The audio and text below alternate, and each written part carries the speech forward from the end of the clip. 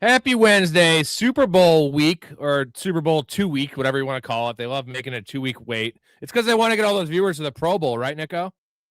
Yeah, the joke bowl, man. I cannot believe Shadeur Sanders is potentially going to be seen in the Pro Bowl or labeled as a Pro Bowler, man. That's one of the biggest jokes in football I have seen in such a long time. I understand it a bit just because, like, apparently people love Shador Sanders from Colorado and his dad, all that shit. Like, honestly, I think the Tyler Huntley thing was worse.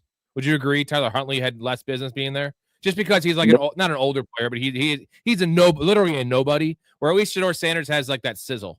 It The usually it sizzle it fizzles out. It's more of a fizzle, but it's a sizzle.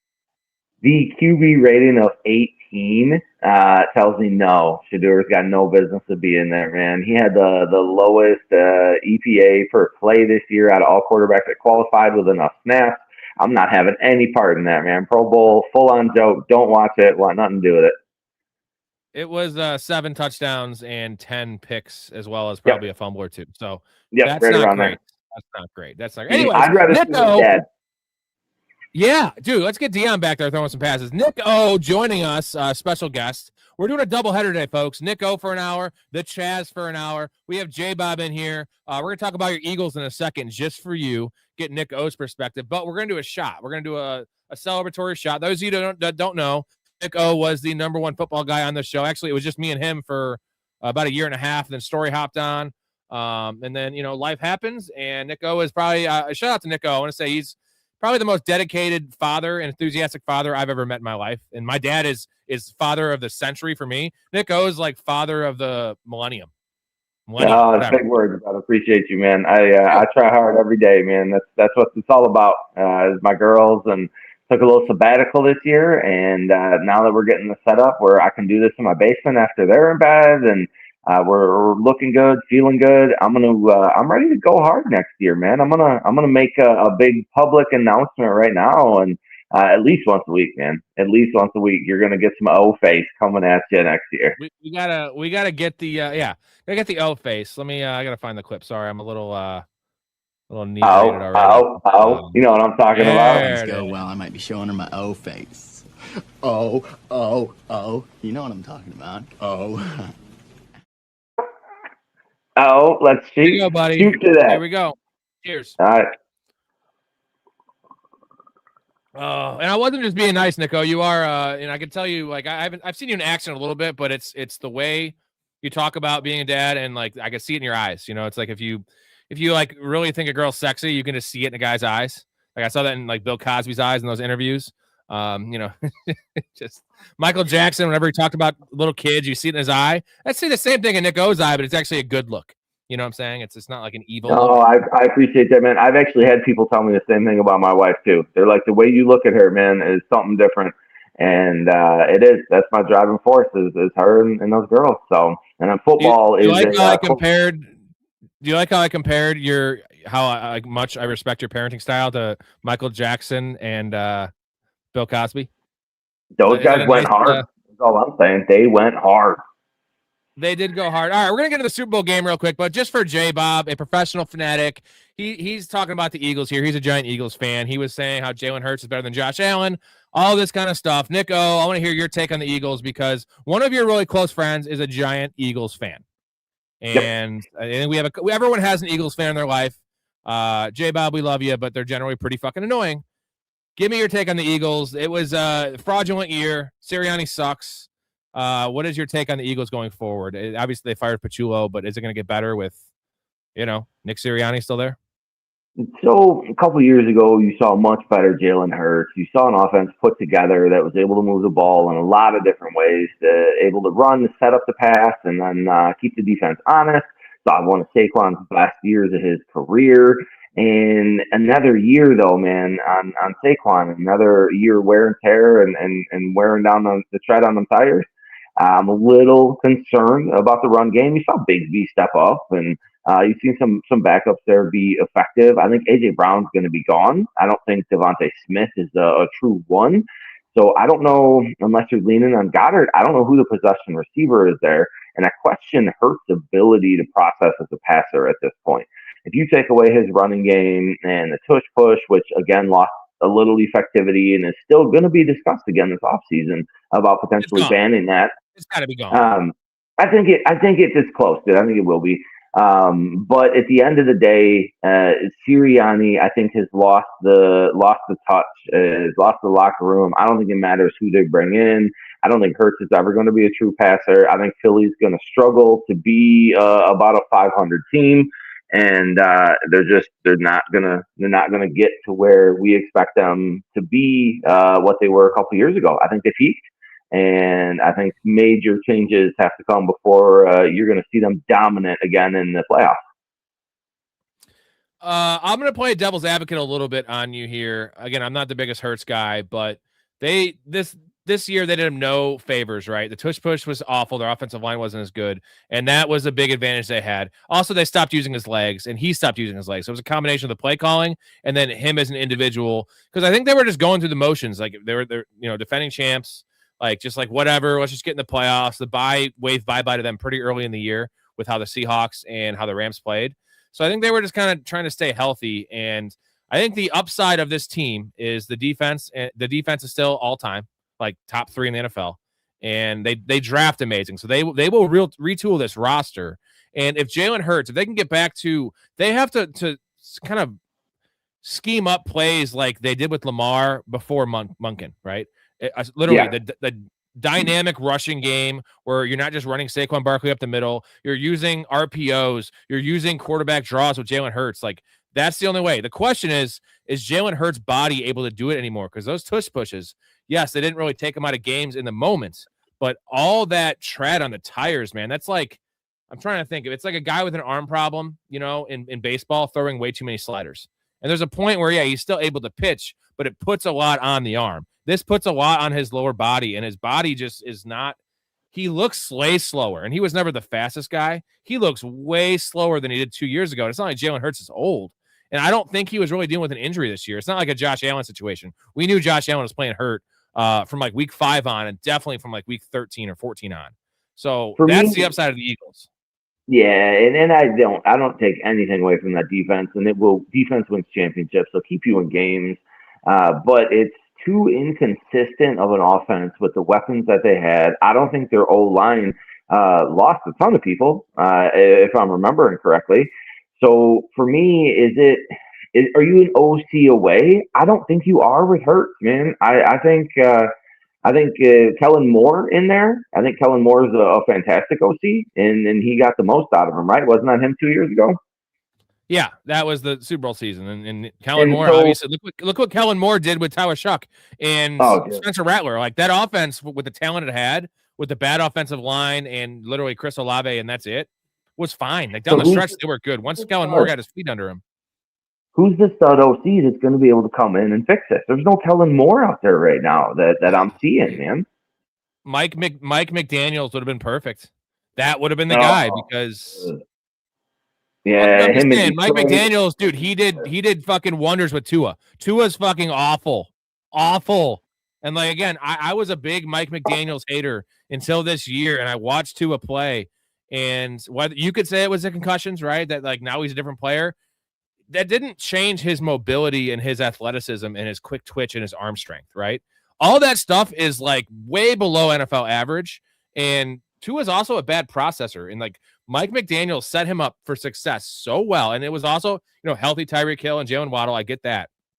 But you just see what he was working with there with the offensive line and with Tua, who is just so limited. That play Caleb made, right? The fourth and 6 where he ran back 30 yards. Tua, that play is so dead with Tua. It's dead. It's dead 5 different times before the Caleb Williams throw, right? He's just going to throw it in the dirt, or he's going to throw it up, or he's going to get sacked.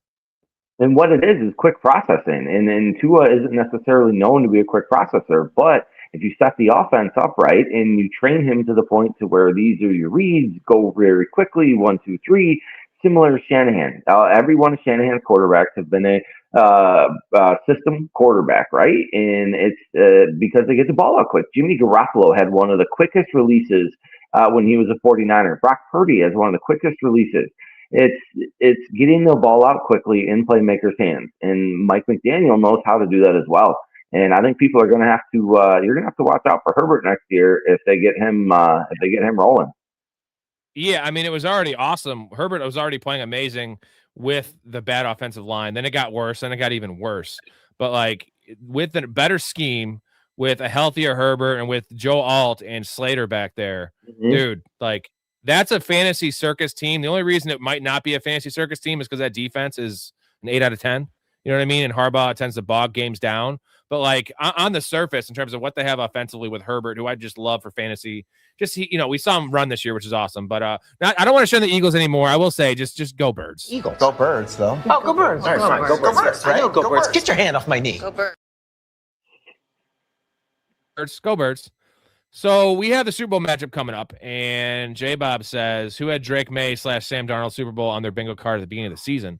Not many. I don't know what the odds were for the Seahawks. I mean, they both were. I know the Patriots were 8.5 wins, and that was just generally based on their easy schedule. So I bet their odds were even lower for to win the Super Bowl or to make it the Super Bowl than a typical 8.5 win team, because it was just based on their fourth place schedule and just they had nothing on the schedule, right? And the Seahawks were projected to be third place in their division at probably 7.5 wins. So we had a 7.5 over under and 8.5 over under in the fucking Super Bowl, Nico. Yeah, the Seahawks did not have good odds to get there. Mike McDonald did a really good job with the defense up there, but the unknowns of letting Gino walk and bringing Darnold in and JSN taking another step forward, that defense playing lights out. He's put together a heck of a squad on that defensive side of the ball, and that's obviously his forte. Patriots with Vrabel, we saw Vrabel have a relevant Tennessee team in and out for quite a few years there. I heard a stat a while ago that the Tennessee Titans had Derrick Henry much closer to the Super Bowl than the Baltimore Ravens ever will. And I can't say ever will, but with Monken leaving, who knows what that offense is going to be going forward. And the whole Harbaugh exit and Minter, that's a whole nother discussion there. But sticking on task here, Vrabel up in New England, I didn't see it coming this quick. I didn't see him flipping the script. He's a player's coach. He has buy-in. He's a fantastic dude. I think you might see something similar coming in Tennessee. Vrabel's old team with Saleh coming in there and getting Dable to coach up Cam Ward, which I think was the best rookie quarterback in the class last year, and he played like it. He did a lot with a little. So the New England was a surprise, but the Sam Darnold, man, that's 14 wins in Minnesota last year, 14 wins in Seattle this year. He was 1 win away from the 1 seed last year. He pulled it out this year against the Niners. They're finding a way. He's getting the ball out quick. He's managing. He's hitting his playmakers. And it's rough, but I got to tip cap to Seattle, man. That defense and that offense putting it together. Sam Darnold, too. I mean, he had that little lull like after week 11 when their defense really stepped up. But remember the start of the year, he was on top of all the metrics, deep ball passing efficiency. His numbers were awesome. Then he kind of took a little step back. But that game against the Rams, like he went toe-to-toe with Matt Stafford and he won. And you could say he has JSN. That's really all he has. You know, Shaheed's a nice player. They're not using him properly. Like Cooper Kupp is so fucking dust. It's not even funny. So like he doesn't have a lot to work with. And again, 14 wins last year, 14 wins this year. I mentioned the other day on the stream, like Minnesota Vikings fans have to be sick to their fucking stomach because they actually had him. It was not an expensive deal, and it's all J.J. McCarthy's fault. That dirty scoundrel J.J. McCarthy fucked everything up. It's not his fault, but it's the front office for like, you know what? I feel like if the Niners were in a similar situation, they would have kept Sam Darnold. They would have not cut bait with J.J. McCarthy, but you did it with Trey Lance. And I know we hadn't seen J.J. McCarthy, but they're in the building. They should have realized that J.J. McCarthy was a missed pick even before he played. Like, they should have never taken him, I guess. Did you see the reel where they showed KOC on the phone talking to Darnold, like pretend, like, I miss you so much, Sam. I wish you were still here. And then the alter ego version of JJ McCarthy, where he's all mad with the face paint and stuff, like all serious. He's like, who are you talking to on the phone? I didn't in the background, getting mad at KOC. It was I scrolled across it today, dude. It was so funny, and it's so true though. The fact that they let Sam walk sucks for Minnesota fans.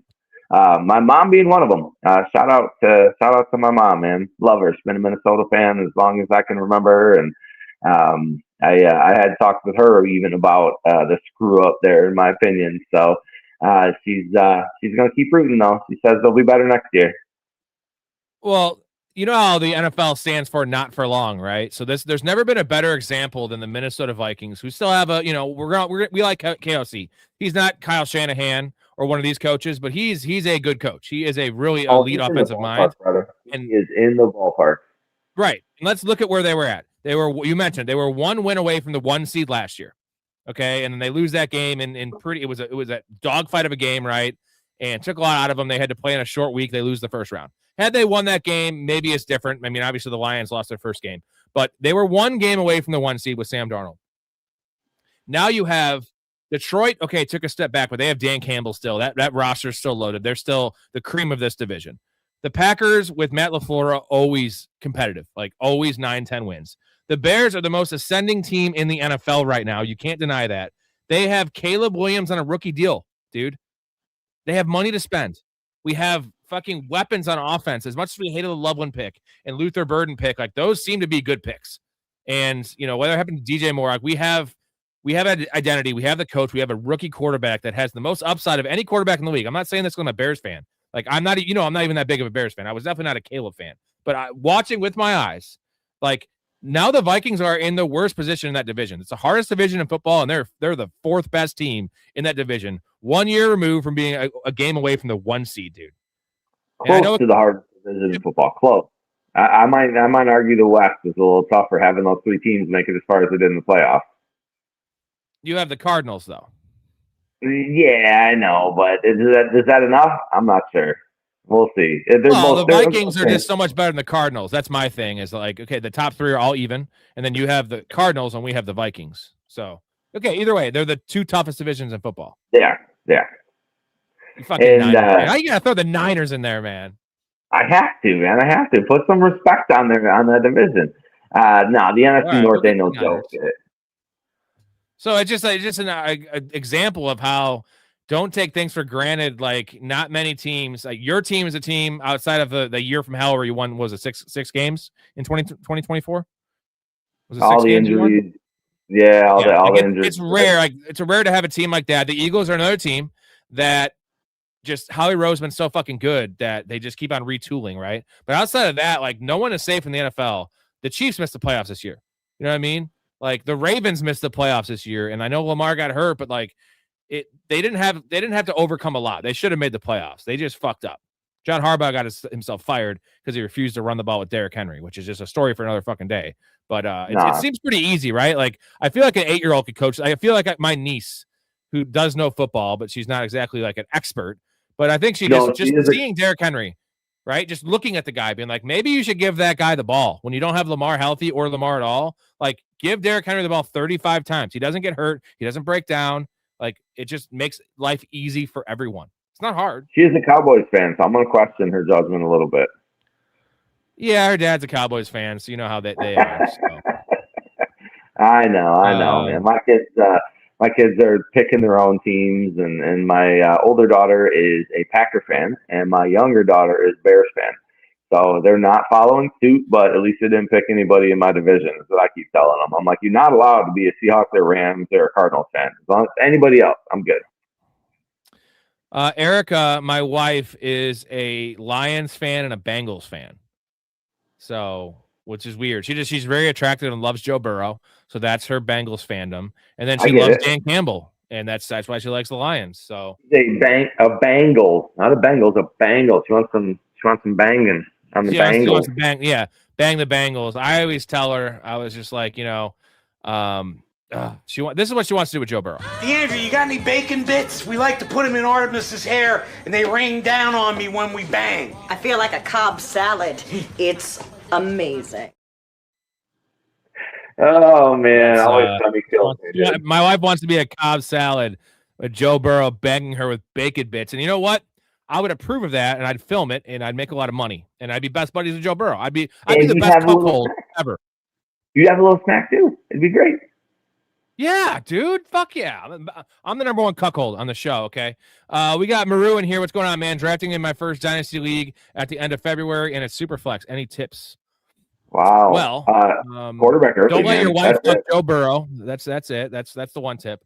And then Nah. you came to the right place, Maru. So once the season ends, once Super Bowl season here is done, which is after next week, every Wednesday is going to be Dynasty Diner. We're going to call it the Dynasty Diner. My boy Chaz is coming on later. The Chaz is huge in the Dynasty. We're doing our Dynasty startup starting in May. So we're going to be talking Dynasty at least once a week, as well as anytime. Obviously, you know the show. We just go through questions. We'll answer any question. But Wednesday is going to be the Dynasty Day. Any tips, though, for Superflex? You got to get a quarterback. You got to get a young quarterback. But there is some value to be had if you wait at quarterback, if you're willing to take the risk. And I guess it comes down to this. If it's a 10-man league, you can definitely wait in Superflex. You can wait and take whoever and just keep on funneling through your guys and get all the studs at running back, wide receiver, tight end, etc. If it's a 12-man league, you really kind of have to have at least one stud younger quarterback. Yep. So what is the let us know, what is the how many teams in this league? Do you know what your pick is? Stuff like that. And where do you rank Mendoza? Where do you put him in a dynasty startup this early, with assuming he's going to the Raiders? Is he QB 10, 12, 17, 30? I am going to look right now at where they have him. I'm going to do it before I look. I would say quarterback 14 is where I would have him. Given the age, given the opportunity, the receiving core there has a little bit to be desired, but they can build around it. They don't have him listed here, which is stupid.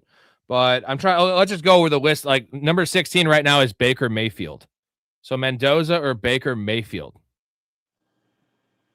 And in the Superflex Dynasty startup, the shiny new toy is pretty much always going to win. You're going to go with the unknown and the upside and the exciting player rather than the let's hope Baker gets a good coordinator behind him again down there, And then again, longevity and there's a few other things, but I lean on the side of youth with a Dynasty startup. So we have CJ Stroud at 17. We're definitely taking Mendoza over CJ Stroud. We don't even know he's going to be on Houston next year. And then Jared Goff at 18. Dak Prescott at 15. Prescott and Bo Nix. 14 is Nix and 15 is Prescott. Man, Dak Prescott, it depends. Again, this is a startup, so it's not like depends what you're planning on doing. If you're drafting for a win now, like if you're selling out, right, and you're taking guys like Saquon and like Devontae Adams, if you get him like really late, guys like that, George Kittle, then you take a Dak Prescott. But if you're going to try to do a balanced approach and just really play this out like a real dynasty team and not, try to necessarily like go all in this year and just kind of be relevant, I would probably rather have Mendoza than Dak because Dak is not a young man. I mean, you can wait and take them both in the middle, right? If you got Mendoza around 14, 15 and Dak a few picks later, I don't hate stacking those and seeing what Mendoza turns into. You need a QB1 out the gate, whether it's an old dude that's proven, at least one guy that can be stable at your QB1 spot, and somebody that can grow into that second role and hopefully another diamond in the rough that you sussed out because you watched this podcast and were able to grab before the rest of your league mates. What about Bo Nix at 14? That's an interesting one because Bo Nix is a really old third-year player. He's going to be an old third-year, like 26 years old. Would you rather have the new toy and Mendoza or Bo Nix, man? Because that defense is for real, right? Bo Nix is his upside's kind of capped, right? It is, and that offense as a whole is kind of capped, and they barely win games up there. They scared me with that offense. The fact they won as many games as they did was kind of surprising. I think I'd go Mendoza, dude. You got Brock Bowers, you got Senti, you got a good core. It just is the GM and the new coach going to be able. Are they going to be able to build around that or not? Are they going to get successful? They do need receiver help up there big time, but that's one of those things you can get in the draft as well as free agency. So it's just, do they build a team right? Do you have faith in an organization? And we haven't seen it in a while, man. So I get being a little nervous about it. And there's a world, I guess, where Raiders trade out of one, but I don't see it. I think Mendoza is a pretty set thing to the Vegas Raiders. Yeah, it's what is it? I tested it out because I saw the odds for the first pick. If I laid $600 on it, I would win $7 profit. That's how, like, for sure thing. So, like, Not a bad bet though, because I feel like there's no chance he doesn't go 1. Right? Maybe, or they trade it. If they trade it, he goes somewhere else, right? He's not going. There's not another player definitely not another quarterback doesn't go ahead of him. Blake has a good comment here. Shout out to Blake, the media manager in the show. Appreciate you, my dude. Not sure if it was confirmed, but saw that Daboll is going to be hired to be the offensive coordinator for the Titans. Yep. What are your I saw thoughts that too. Brian Daboll? I love it personally because you saw what he did with Jackson Dart this year, and Jackson Dart was the 24th pick, 25th pick, whatever, in that draft, and Cam Ward was the number 1 pick. Now, I think the community, the analysts, Mel Kiper, everyone whiffed on the Jackson Dart evaluation, as well as myself and Storey. We did not really like Jackson Dart, but he took a step back after Daboll left. Brian Daboll is responsible for, not solely responsible, a big part of Josh Allen's transformation there when he was in Buffalo. And I think Brian Daboll's a bad head coach. I think he's a clown. He proved that going into the medical tent multiple times. Like, he's just not a good dude, but he is a good offensive mind and a really good quarterback guru, right? He's like a poor man's John Gruden or some shit. So I love this hire with Cam Ward personally. I do too, and I mentioned it earlier when I was talking about Vrabel up in New England and Saleh taking over in Tennessee, and someone that I think can turn a team around quickly and get the players to buy in. And a big part of that is Daboll committing to there. And he came out and said, you know what? I don't want the head coach job over there. I feel very strongly that Cam Ward is a big upside quarterback. And he said Ward is the main reason he took it. So you're gonna decline the head coach position to take an offensive coordinator position because you feel so strongly that quarterback is going to be legit in this league, and he knows what it takes to be a good quarterback in this league. And again, he's seen it with Allen, and you saw Ward do it with not a lot last year. You saw Ward do it on not a great team, and I think Ward exceeded expectations given what was around him. And you also saw what Saleh did with that Jets defense when he came in. That Jets defense was singing, man. They were humming in a hurry after Saleh coming in. And Saleh's struggle was on the offensive side of the ball. They didn't have a quarterback. They didn't have a good OC. They weren't stacked on that side.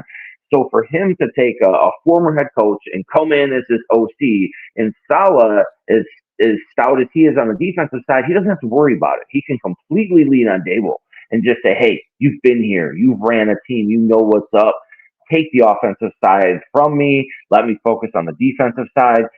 Man, do not sleep on Tennessee next year. I am super excited about Ward and Tennessee as a whole. The defense, that quarterback, I'm gonna take him higher than consensus if all things go the way I expect this offseason. That's a great point that, if you're a Robert Saleh type, right? Not a lot of head coaching experience. It didn't go well when he first was a head coach. And Brian Daboll, kind of the same situation. But it's almost like what you're saying is two bad head coaches as it's essentially a 1A, 1B. Like Brian Daboll is going to be much more involved as the 1B, right? He's not just a defensive coordinator. They're both going to be head coach in this team. It's just the title goes to Saleh. And two bad head coaches, does that equal one good head coach? You know what I mean? I think it does. I think two badass coordinators. I think two amazing coordinators that can each stay in their lane and focus on what they need to do. But you see Saleh get the buy-in. Like, you see how bad the Jets got after he left. And these are coaches that can get players behind them as well as put and bring in the appropriate players to be very successful in their scheme. I'm super excited about Tennessee. I hate to see Saleh go as a Niner fan. It sucks, dude. It hurts. Especially that Sorensen the year before, who was garbage. And they're hopefully going to get it right this year, whether it's Bradley or Raheem Morris or even Jim Schwartz. Now I'm hearing is pretty unhappy with Cleveland and the Monken hire.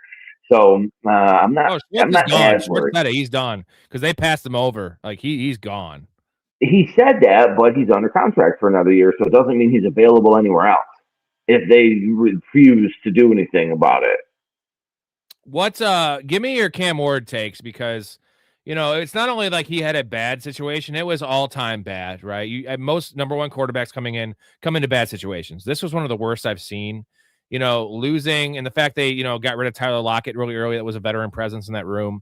It was Io Manor. It was Shamir DK. It was Van Jefferson, who's a knucklehead. It was, Chikakonkwo and Gunnar Helm. Like, dude, the offensive line was atrocious. The play calling was atrocious. The weapons were atrocious. And Cam Ward is not experienced. He had one really, really good year there in Miami, but he did not have the experience of a Bo Nix coming out. So he was always kind of going to be more of a project, not a Jackson Dart level project, which is ironic that Jackson Dart came in and lit the world on fire. That was, again, I think a big product of Brian Dable, if you ask me. But Cam Ward impressed the hell out of me, man. And it's his he's a tough fucking player. And I love his arm strength. He has a weird release. It's a weird release. Does that scare you at all? It looks weird. No, it looks funky. No, it doesn't. He finds a way to get the ball into the playmaker's hands, even when he doesn't have necessarily what we would call playmakers. That offensive line, he was under pressure. His ability to throw under pressure, I think, is outstanding for how young he is and how little experience that he has. The dude is a dog, man. He's a baller. And what he put together with those weapons around him, I don't think there's any other rookie who would have came close to his numbers this year, given that same situation. So now I've got faith in an organization going forward to put some better weapons around him and much better coaching and a better defense to keep them in better spots, to give that offense a break, man, to get them to better field positions, all those things. I'm a Titans truther this year, man, and it feels weird to say, but I'm in, dude. I'm in. Titans are winning the division next year. That's a weird truther to be, but I kind of feel the same way. I already did before the hirings, right? Like I was kind of going that way even before they hired Saleh and before Dable, but now because I just like Cam Ward. And I think he's a warrior, and I think his teammates love him. He's got a lot of the good leadership skills. I like what I saw from him, and I liked him coming out of the draft, but I definitely liked him even more after this year. I know most people are going to say the other way because he looks so bad, but dude, anyone would have looked terrible. That was Troy Aikman level shit. Troy Aikman's rookie year. So Maru says he has a third pick. Maru, give us a second here, and we'll talk that out after I play the intro. If you want to stick around for a little bit, and we'll talk this out, and the chat can also help you out. So we do. What are you eating there? What do you got? Oh man! Cherry? First off, throwback right here. The '90s McDonald's Flintstone cups, dude. I'm gonna date myself a little bit here. I got this. I literally got this from McDonald's for $1 when I was a kid, right? And it's beautiful. But I got old fashioned in there. I got some of them fancy cherries, the real dark ones, and the Luxardo cherries. Shouldn't spend that much on cherries, but I do. And little orange bitters. Oh, it's worth it. It's so worth it. You gotta have the good cherries, though. I got a football ice cube too. It's in the shape of a football, big ass football ice cube that I got in there. That I got for Father's Day because, again, like you said, I'm a okay dad, so they get me nice things for Father's Day. And I had to do it fancy tonight, man. I'm doing the old fashioned, feeling good. I love it. All right, hit you guys with the intro. Be back with all your questions after this.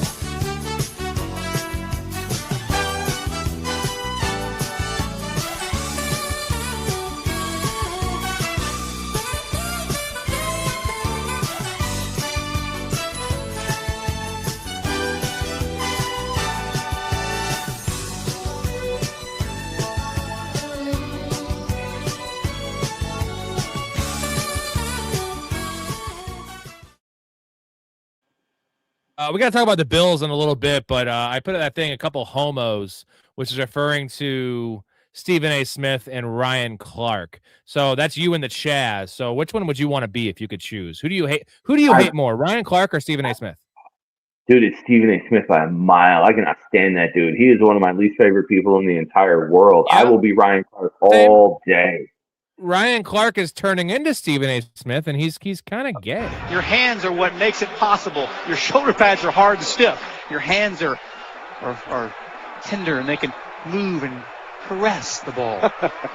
that's kind of gay, but hey. I'm comfortable, brother. I'm comfortable. I don't mind if somebody thinks I'm kind of gay. I know I'm not. I'm good. Same. I mean, I am totally. I'm very bi-curious, if you know what I mean. Something like that. Oh, I got a funny one. I got a funny one for you, man. Totally off topic. But another Rob that I know, we had the what if or would you rather, all those games guys play at work, right? When you get blue collar dudes together at work, they do all that dumb shit. And we said, if we were on a desert island together, right? Like nothing around, just sun beating you down, dude, burning you all day. And we got suntan lotion. Would you put it on my back? Yeah. I think it's a fairly simple question. Yeah, your face tells it all. This dude's like, nah, I'd let you burn. Like, I'm not going to rub nothing on your back. That's weird. Could be gay. See, and I'm like, I thought you were going like, if we were going to be on here forever and you could never have sex again because it's only me and you, would you fuck me? no, That's the valid question. Close. Like, not even you know close to that, dude. Like, he would rather get burned to death than let a man put sunscreen on his back, and he ain't gonna do nobody else's sunscreen on their back either. I'm like, the fact that you're that uncomfortable is crazy. No, that me. dude's actually gay. He's actually gay, just so you know. Those people that are like super homophobic, they're actually closet gays, and it's weird in 2026 that you're gonna be that hidden about it. He's fucking gay. That's just bag, bro. It was a handful of years ago. We don't work with him anymore, but he's probably in the alley turning tricks to fucking dudes. Because they're on a desert island with your buddy. You're not going to take care of them? Come on. Hey, man, I just told you, if it was the question of if you were on this desert island forever, would you do me? And like, I would debate it because I want to have sex again. Nick, if it was you, I'd definitely do you, bro. You're a happy, jolly fella. You know, you're like a bear. You're a bear. You're not doing me, though, okay? I have my limits, okay? No one's penetrating this butt. At least on it first. All right, real quick, got a shout out to the Patreon bros. Appreciate you guys keeping the lights on here. Even when football season's over, still rocking 4 or 5 shows a week, gentlemen. Football content, Dynasty content, random content, movies, pop culture, conspiracies, you name it, dude. We got a lot of different guests coming on. Shout out Nick O for coming on tonight. He's the man. Chaz will be coming on shortly. Besides just supporting your boys, which is a giant perk, you get access to the Discord community, which is a huge perk. The community is awesome. 71 people in there. Community fantasy leagues. We have our Dynasty Startup League starting in May. 2 spots open for that, as well as 5 or 6 redraft leagues going to be doing next year in August. So get in the Patreon, get in the Discord, and you can get access to those. I don't take a cut at all. It's all organized. You can play with, fellow community members, play against me, Nick O, Storey, Ray, all the guys there. Guest appearances on the show. You want to sit where Nick O's sitting? You want to talk some ball with me and Nick O, me and Storey? Why the fuck not? I love it. And also free merchandise giveaways. Shirts are coming soon. We have these hats. I give away shit every month for free. And the biggest perk is access to my bets. Early access to my bets. Get the odds I get. We're crushing ass this year, Nico. 95 and 56 on these prop bets. All even odds. We're crushing. 204 and 123 lifetime. 3-1 last week. We're 9-5 in the playoffs. We just keep on printing money every week. We've had 3 losing weeks the entire year. We're in week 21, technically. It's a good ratio. I love it. Well done, sir. Y'all are holding it down, man. If everybody just puts a couple bucks in every one of those, think how much they got now, right? If you played my unit, you'd be up. I put about 150 on each bet. I'm up like $5,000, not counting parlays, just straight bets from the show. $5,000. I know that's $180 a lot when I have 6 plays some weeks, but just put 50. If you put 50, put 20. If you put 20 on it, you're still going to be up like $700 this year. That more than pays for. That's 10 times the amount that you pay annually to subscribe to this channel. Like to really subscribe to the channel and get involved. So. Why not? ProfessionalFanatics.com or link in the description if you don't want to go to the website to get in the Patreon. It's the place to be, and you're also supporting your boys. This is a different channel, different perspectives. You get me every single day, but you also get fine gentlemen like Nico, Storey, Big Ray, the Chaz, Hastings, Ben Bartelt. It doesn't make sense. We have like 8 guys on here. Who doesn't want free money? You're not going to turn down free money. And that's the thing. Most people that charge for their picks charge a lot of money, and they don't. And the thing is, I give bet slips. Second I place the bet, boom, you get an image of the bet slip. That the site I use, you get the same exact odds. That's the key. Instead of these people that are just giving you bets to give you bets to, we don't even know if they're placing the bets. That's the thing. At least I'm putting my hard-earned money that I don't have very much of right now, that I'm paying my rent with these wins. I need to win these bets, my dude. So I'm gonna continue winning the bets. That's what I do. I was between that and Muhammad. Why the fuck would it be between that or Muhammad? Why don't you just pick a common name like a normal person? Muhammad is the most commonly used name on earth. Read a fucking book for one. We got MVP in here. It is the place to be, dude. What do you call it, Kramer? It was. Come on, Rudy. Come on. We call it the place. The place to be. Yes. The place to be. I love it. It is the place to be. All right, let's get back to the comments here. Nico's got about 20 minutes left, and then the Chaz is hopping on. We're going to talk some Dynasty. So, Murrow, if you want to stick around for that, we have a couple Dynasty fades. We did our What's your Dynasty that you're putting together, Rob? Everything's voted on. So any league I run, I put the power in the people. I don't do any of that shit. Like it's all about what they want. The buy-in, the payout structure, the what platform we play on, all that shit. That's how I rock, man. I want to make people happy, and I can play in anything. You know me, I can play funky rules like your stupid ass league, and I can win. Like I can do, even though I didn't win this year. By the way, I got high points, right? Yep. Well done, sir. Champ last year. Did I even get third place in your league? No, I lost third place. I don't think so. Number 1 seed, I didn't even get. The only reason I got my money back is I had high points. Fucking bullshit. Yep. Yeah, that's fantasy though.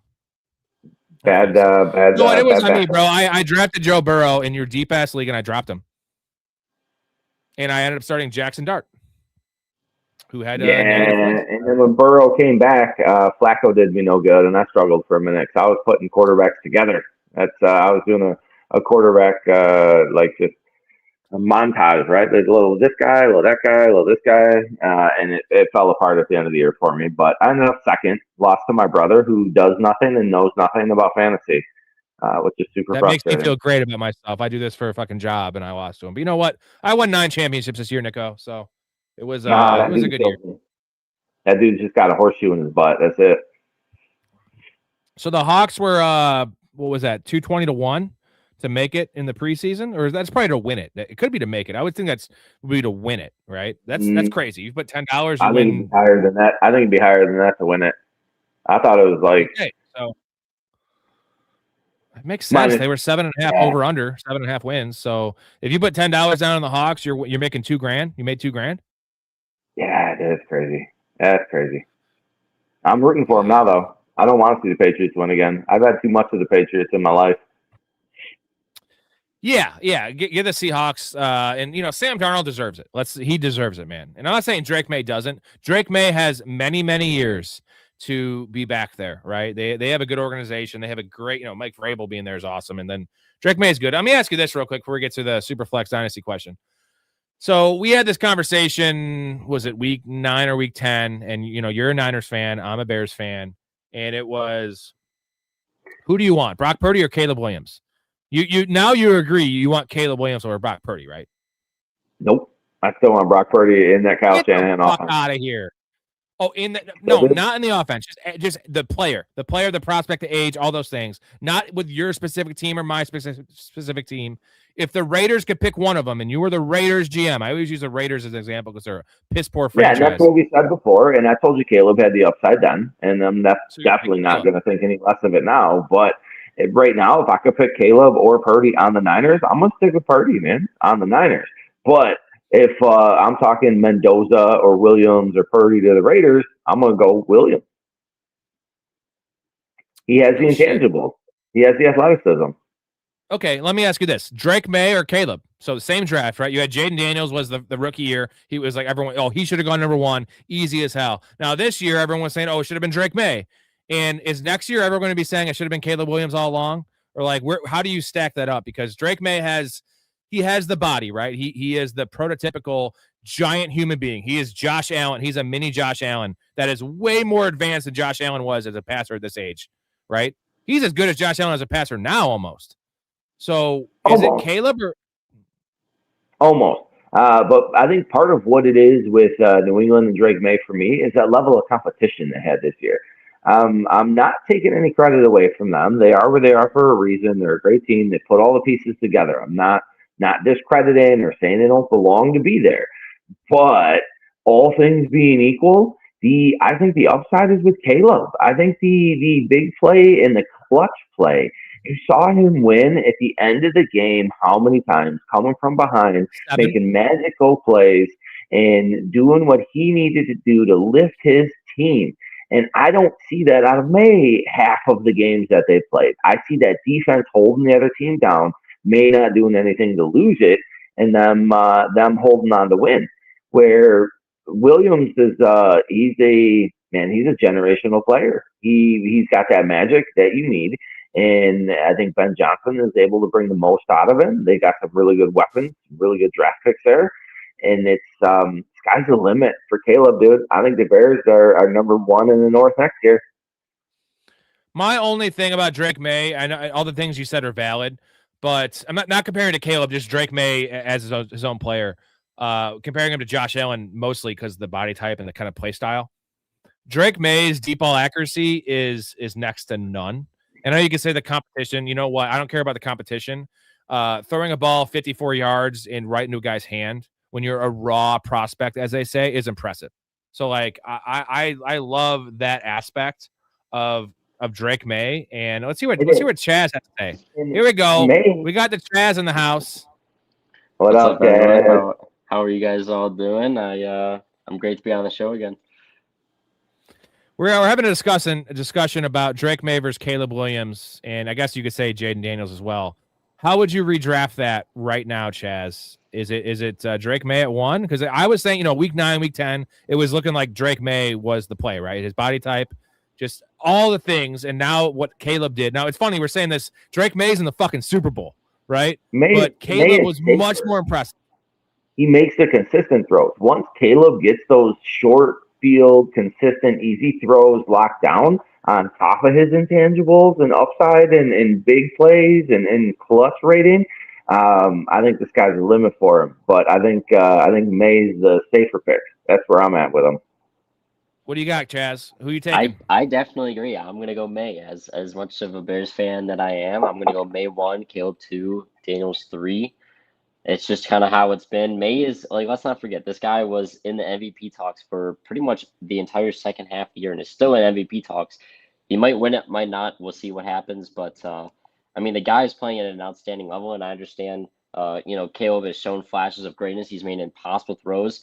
As Nick said, he doesn't make the easy ones. We see him miss time after time the easy throws that should be made, and as a fan who watches all the time, it infuriates me. Like, he can make the toughest throws imaginable, and then you just want him to hit an open guy and he just airmails them by like 10 yards. It's very frustrating, but I think once he hones that part of his game and he's able to just start consistently hitting those throws, then I'll much rather have him over Drake May. But for now, Drake May 1, Caleb 2, Daniels 3.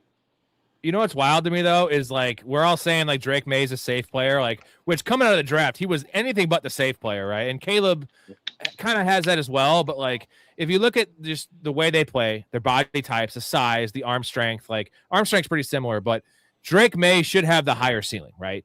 Like, he is huge. He is huge. He is fast. He is strong. But Caleb actually, at his size, has a higher ceiling than Drake May, which says so much about Caleb Williams because he's 6 foot fucking tall. You know what I mean? But, like, it's Caleb, just what he showed, the upside of Caleb Williams is something we've never seen. It's Patrick Mahomes. It really is Patrick Mahomes. He's fiery, man. He's clutch. Like, you can only put so much in a box, and this dude is doing things that are shooting out that box. And that upside is exciting as hell, man. And like I said, May is fantastic. The rushing ability is similar. They both got similar arm strength.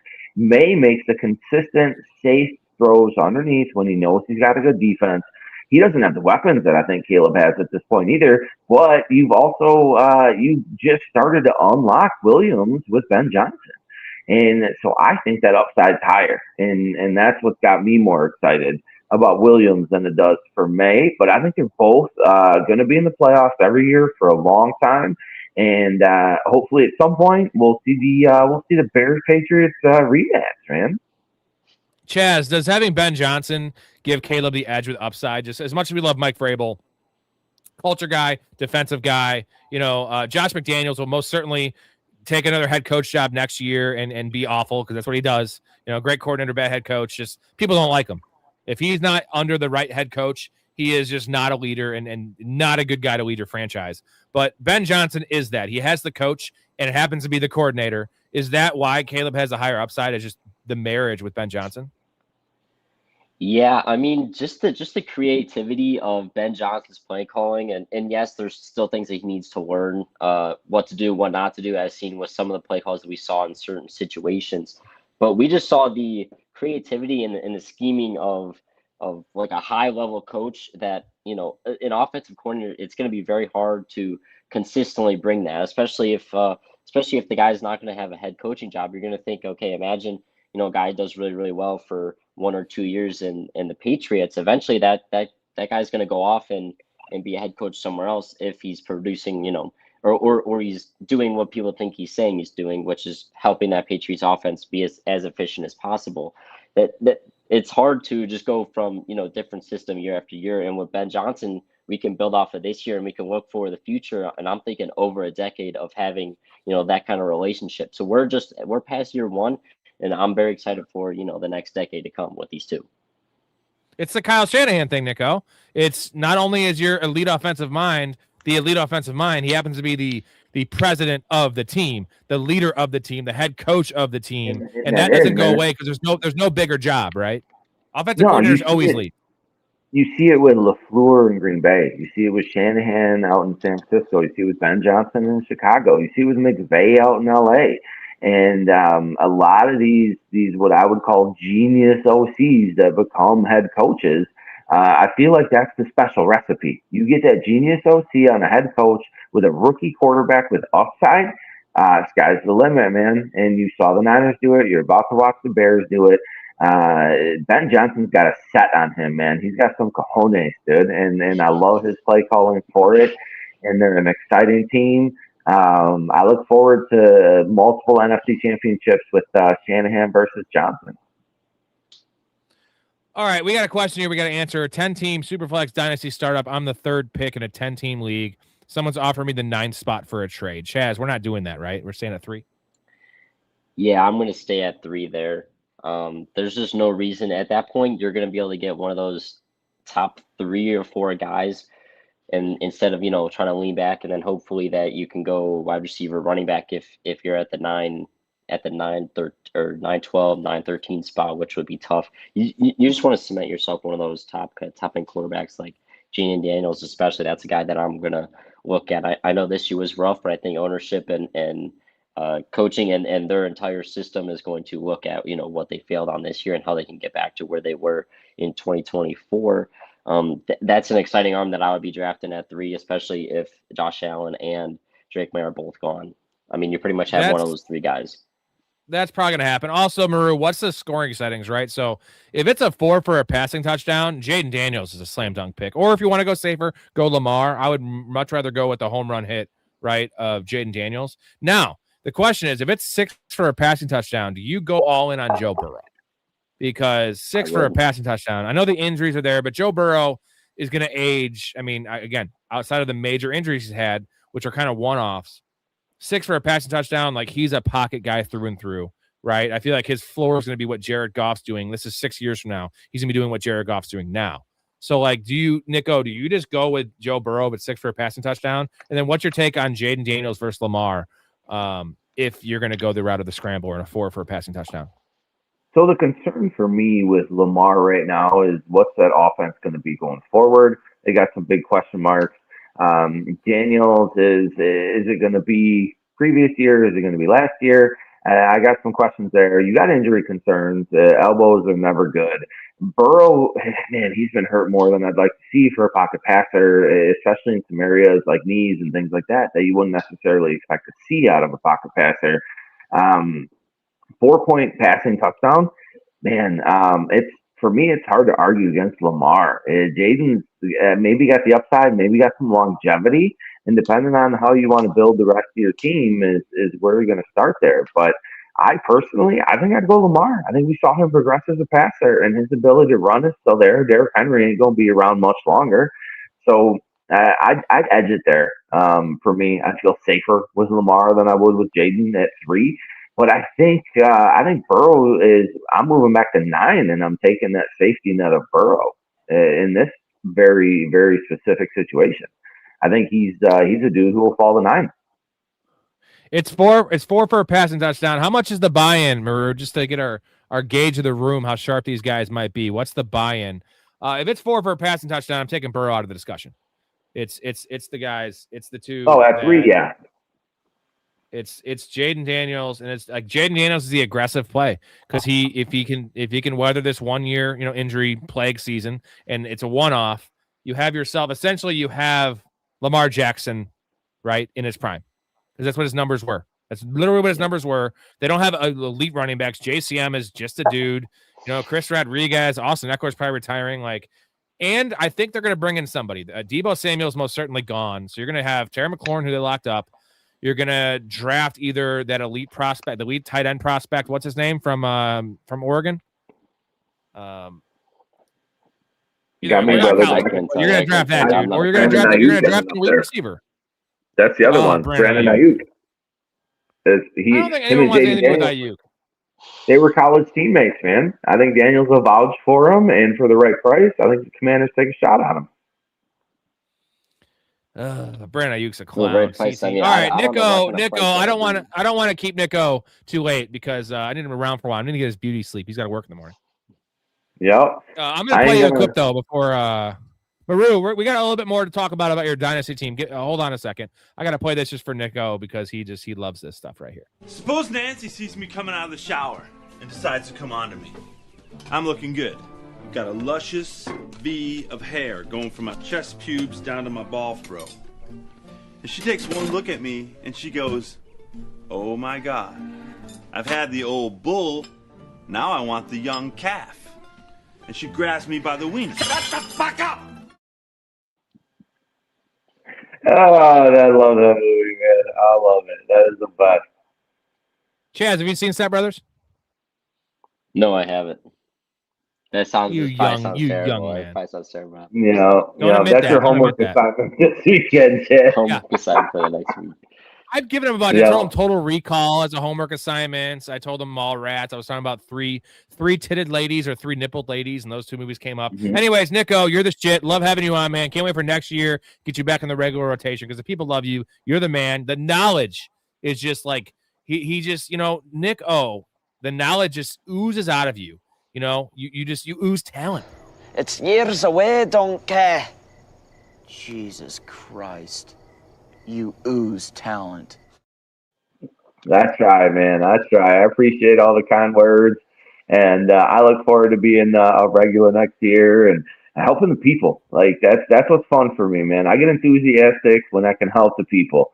I can help myself by staying quiet, right? But that don't feel good. So we'll have a good time with it. You guys, good luck going forward with the Dynasty Pod tonight.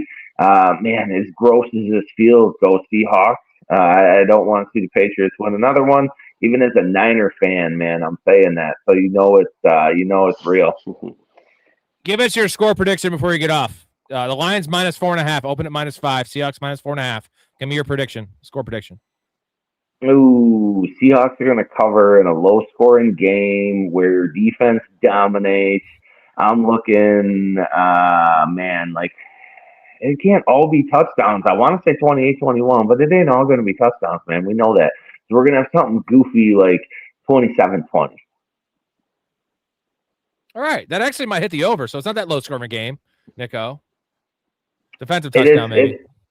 Yeah, I don't know, man. It is. I get it might hit the over, but for me, for a Super Bowl, for what we've seen a lot of these teams do recently, 3 or 4 touchdowns a piece is right about the median. So it's not a lot, but it ain't low scoring. I don't know. I don't think New England can hold Seattle down, even with Charbs out, dude. I don't see it. Oh, a tiny dancer's crushing ass. All right, Nico. Appreciate you, my dude. I'll be in touch with you and get some sleep. Appreciate y'all. Later, buddy. Nico, what a great guy. Last comment here from Maru. We're going Jaden. You're going Jaden Daniels, or you're going Lamar Jackson? I'm going risky with Jaden Daniels. I understand, it's a completely upside pick, but I'm going for upside in that kind of situation. Same. Love it. Maru, if you want the full treatments, obviously, we spend time on everyone's questions equally. That's what we do. And but if you want to get the Discord is where you can really get some damage done here because we're on there. Me and all my co-hosts are on there as well as the community. Go to the websites, get in the Patreon, get the Discord. If you like to bet, if you like to make money, fantasy, you name it, dude. Well worth it. $5 a month to get in there, and that gets you everything you need to know. Everything. MVP says that Iron Man or a wide receiver 1 for the Titans if they don't draft one. So you got Jameer DK. You're probably going to have Calvin Ridley coming back, which who knows? Calvin Ridley's pretty ancient, dude. Yeah, he's been an ancient fossil for what seems to be a couple of years now. I think it's hard for them not to bring anyone in. I'd be surprised. If they, if they don't, then I could see Al Manor being one, but I think it'd be very hard for them to look at that wide receiver room and say, yeah, this is what we're going to ride with in 2026. No, they're definitely bringing someone in. They have to. DK was a much more polished coming out rookie. He didn't play as many snaps as Iron Manor, but his role was just much easier for Cam Ward to hit. Iron Manor was playing true X, getting the better coverage. Cam Ward didn't have the time to see downfield. That's why DK outproduced him. Iron Manor. Now DK was actually drafted ahead of Iron Manor. I always liked Iron Manor as a prospect more. I still love him as a prospect. So he is much better suited for the number 2. If they can get let's say a Stephon Diggs type player, or even maybe someone even a little more versatile. I'm trying to think of a name. Like, how about just Calvin Ridley that actually plays football? That's the perfect fit because Iron Manor can just get the two coverage and dominate. Yep. Caleb always come from behind. He's always, Caleb's favorite position is doggy style. We all know that, dude. He's always coming from behind. So some people might think he's the one in the doggy style position because he paints his nails. He's the one taking it. So no, he's giving it. I can tell you that much. How much of this do you chalk up to Drake May? Drake May's struggles, is it because the defenses he's playing? Because it's not like he's played the greatest. I guess he's played really good defenses. Chargers. He's played Texans. It's been all top 5 defenses, I think, in the NFL. So when people are saying that he's playing bad, he's also playing against the top defenses in the league. And once again, he's going to go up against another one of the top defenses in the league. So I know people are saying cupcake, schedules, cupcake playoff run. He's had to go up against these top defenses. So far, he's been winning. I know last game was kind of a fluke, and Stidham kind of gave them that game. But he's a rook. He's not. Sorry, it's his first time in the playoffs. We saw him be nervous in the LA game. We saw him be nervous in the Texans game. I think we saw it once again in the Broncos game. I think coming out with the Super Bowl, it's going to be young guy just trying to Super Bowl. He's living out his dream. I would be very surprised if there wasn't a lot of nerves there. I'm going to expect him to come out slow, but it's Drake May and that Patriots team has been rolling, so we'll see what happens. Who are the top players that you guys could see going 101 in full PPR? He's talking redraft. I'll run down the 5. There's 5 possible names. So it's the 3 receivers, Jamar Chase, JSN, and who am I missing here? Jamar Chase, JSN, and Puka. And then Bijan and Jahmyr Gibbs. Those are the top 5 picks. And Jahmyr Gibbs could be in that discussion, if there's no David Montgomery, which I foresee happening. So I think those are the top 5 in any order, depending on format, scoring, etc., in fantasy drafts next year, barring injury or anything crazy happening. So I think Bijan's probably the safest one-on-one pick, especially if there's no Tyler Algier. And I like to go the running back personally. But those 3 receivers, let's talk about those 3 receivers real quick. So Matt Stafford's most certainly coming back. Devontae Adams will be 1 year older. Puka just has that connection. The Sean McVay fit. Everything just lines up so well with Puka. Not trying to take anything away from his talent, right? Where I feel like Jamar Chase is a better player, a more talented player, a more dynamic player, if you will. But Puka, the role is undeniable. So in PPR, are you looking at JSN as the 3rd of that group? I would be. I would be looking at Puka 1, Chase 2. I know people might have Chase 1, but I like Puka at 1, Chase 2, Jason 3. Puka and Stafford, especially in that McVay offense. Also, I think people need to realize they have the draft capital this year with that top 10 pick. Isn't it top 10? Where is that at? I totally forgot where that exactly it's that like pick number was. Hold on a second. I have it right here because I'm very prepared. It's like 13, I think. Oh my God, 13. Look at me. I'm a genius.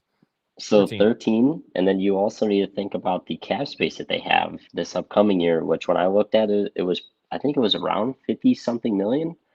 So there's a lot of ways that they can, improve this team and be better going into next year, especially with what McVay's already been doing with Stafford, Adams, and Puka. I think it's just the stars are going to align again. I think this is kind of like Aaron Rodgers where he won 2 MVPs in a row. I think that's what Stafford's going to do with this year and next year. Yeah, those are the top 5 picks, though, and I feel like any order is fair. I feel like JSN, my only concern with JSN is that defense is so good. And you saw towards the end of the year, they didn't need him in some of those games where Jamar Chase almost certainly going to be needed. And Joe Burrow is going to have an FU tour, I think, if he stays healthy. The Rams will improve their defense, but that defense is not one or two players away. That secondary is trash. And Sean McVay is an aggressive coach. And then the running backs are just, Jahmyr Gibbs with no David Montgomery and Bijan, they could both catch 80 passes. And, they're getting and if there's no Algier, you have Bijan getting all the goal line work. And then, you have Gibbs getting way more snaps and, touchdown a game, dude. So I'm going with those running backs over the receivers, even though the receivers are super safe. Wally says, Chaz, you're lucky Rob got rid of the Sutton meme. I still have it. I just don't have it loaded up. So I will load that up for next time Chaz comes on. When he scored that touchdown in the championship game, I was just thinking, oh man, Rob's got to be thinking about my love for Sutton right there. Sutton disappeared. Pulled him out. Typical disappearing act by Cortland He had Sutton. The touchdown, and that was pretty much it. But I'll be fading Cortland Sutton pretty hard next year because Pat Bryant I like a lot. They're going to bring someone else in. They're probably going to bring a tight end in as well. Evan Ingram experiment went very, very badly. And I just Bo Nix that defense. Cortland Sutton will probably go in the same range, right? Wide receiver 23-ish. I'm good. I'm good. Fade. I'm good. Yeah. He's also old. That was like DJ Moore this year when he was going. Wasn't he going around 25 to 30? Yeah, 24, 26, I'd say. 24 to 26, yeah. And that was the easiest fade, just to, I'm not going to take it there. Kevin says, what city would go crazier if they win the Super Bowl, New England or Seattle? Give me your take first. I have mine. Pretty easy for me. Definitely Seattle. I mean, New England's been there many times, and Boston's already won a championship a little bit ago, not even 2 years removed from a Boston Celtics championship. Seattle's been kind of waiting to get back to their reign for a while, and then, now they're just insane. So, and plus we already know how that crowd is. We know how the city is. They love Seattle there, so. Seattle's an epic sports town. They got their heart ripped out with that Malcolm Butler pick. That should have been 2 in a row. They also got their heart. They got their heart and their balls and their dick ripped out when they took the fucking Supersonics away from them. So I'm saying this is all they have. The Seahawks, and Seattle's a beautiful city. I'm not saying they don't have anything. It's not like Oklahoma City, who has absolutely nothing besides whores and casinos. It's all they have there. It's you can get a blowjob from a prostitute. You can go lose some money at a casino. That's it. And maybe get mugged in the parking lot. That's Oklahoma City, bro. Yeah, you would probably like it, but not for me. Jay says, will Henderson see more than 3 carries in the Super Bowl? Chaz, you know how many snaps Travion Henderson played in that game? I'm going to go 6. Wasn't it low? I thought it was 4. Very, very low. 4 snaps? 4 snaps. So no, he won't see more than 3 carries because he might see more than 3 snaps. We don't know. He's got on the field at some point because Stevenson's getting his brains beaten in. But as you know, Chaz, I've been really railing against Travion Henderson. I started doing it in the preseason. I hated him coming out. I took some lumps there weeks 8, 9, 10, whenever he went off, and arguments with people saying he's a league winner, he's an all-timer, he's Jahmyr Gibbs, and I stood my ground saying I didn't think Travion Henderson's a good player. And now I'm even I'm even firmer on that ground. He is just, I call him Tevin Coleman. He is just a guy. He's very fast. That's all he can do. Can't pass block, can't run routes, doesn't have great hands. His awareness is 0. I don't think he has it. I don't think he has that X factor, that dog mentality. I know it's like a cop-out thing to say. I think he's a little bitch, and I know he's super religious. Again, nothing against that, but maybe get in the gym and work out a little bit, bro, and stop going to church so much, because he's clearly in church more than he is in the film room. Yeah, and then it also entices into what they're going to be doing next year. I mean, they're in the biggest moments right now, and he's seeing what you said, 4 snaps, so it's not looking good for next year as well, and especially for Dynasty moving forward. That's also would be a sell with where I see him ranked. It was he is like running back 11 right now in redraft and number 10 in Dynasty. That should be double, at least for the near future, bro. Like redraft, like RB1, like he's not even the starting running back on his team. And Ramondre Stevenson's under contract. He's playing well. He's going to be the starter there. And it might be a 50-50, but like the only way he makes fantasy points is on long runs where he's untouched. That's not sustainable, folks. Yeah. That's not. It's and never been. Stevenson has showed he's a better receiver, which is wild to me that this guy coming out, he's losing receiving down work to a 230-pound running back that was very pedestrian in 2024. I like Ramondre Stevenson. I think he's a beast for his size. He's a good player, but he is much more of just a guy. Like, I feel, who's a better player, Ramondre Stevenson or Tyler Algier? I'm gonna go Stevenson. I think it's close. I think it's really close. It is close. It is close, but I'm still gonna go with Stevenson. But yeah, Algier. Algier's been great. For Atlanta, but I'd still go Stevenson. Thank you, Wally. Wally remembers this, the QJ thing.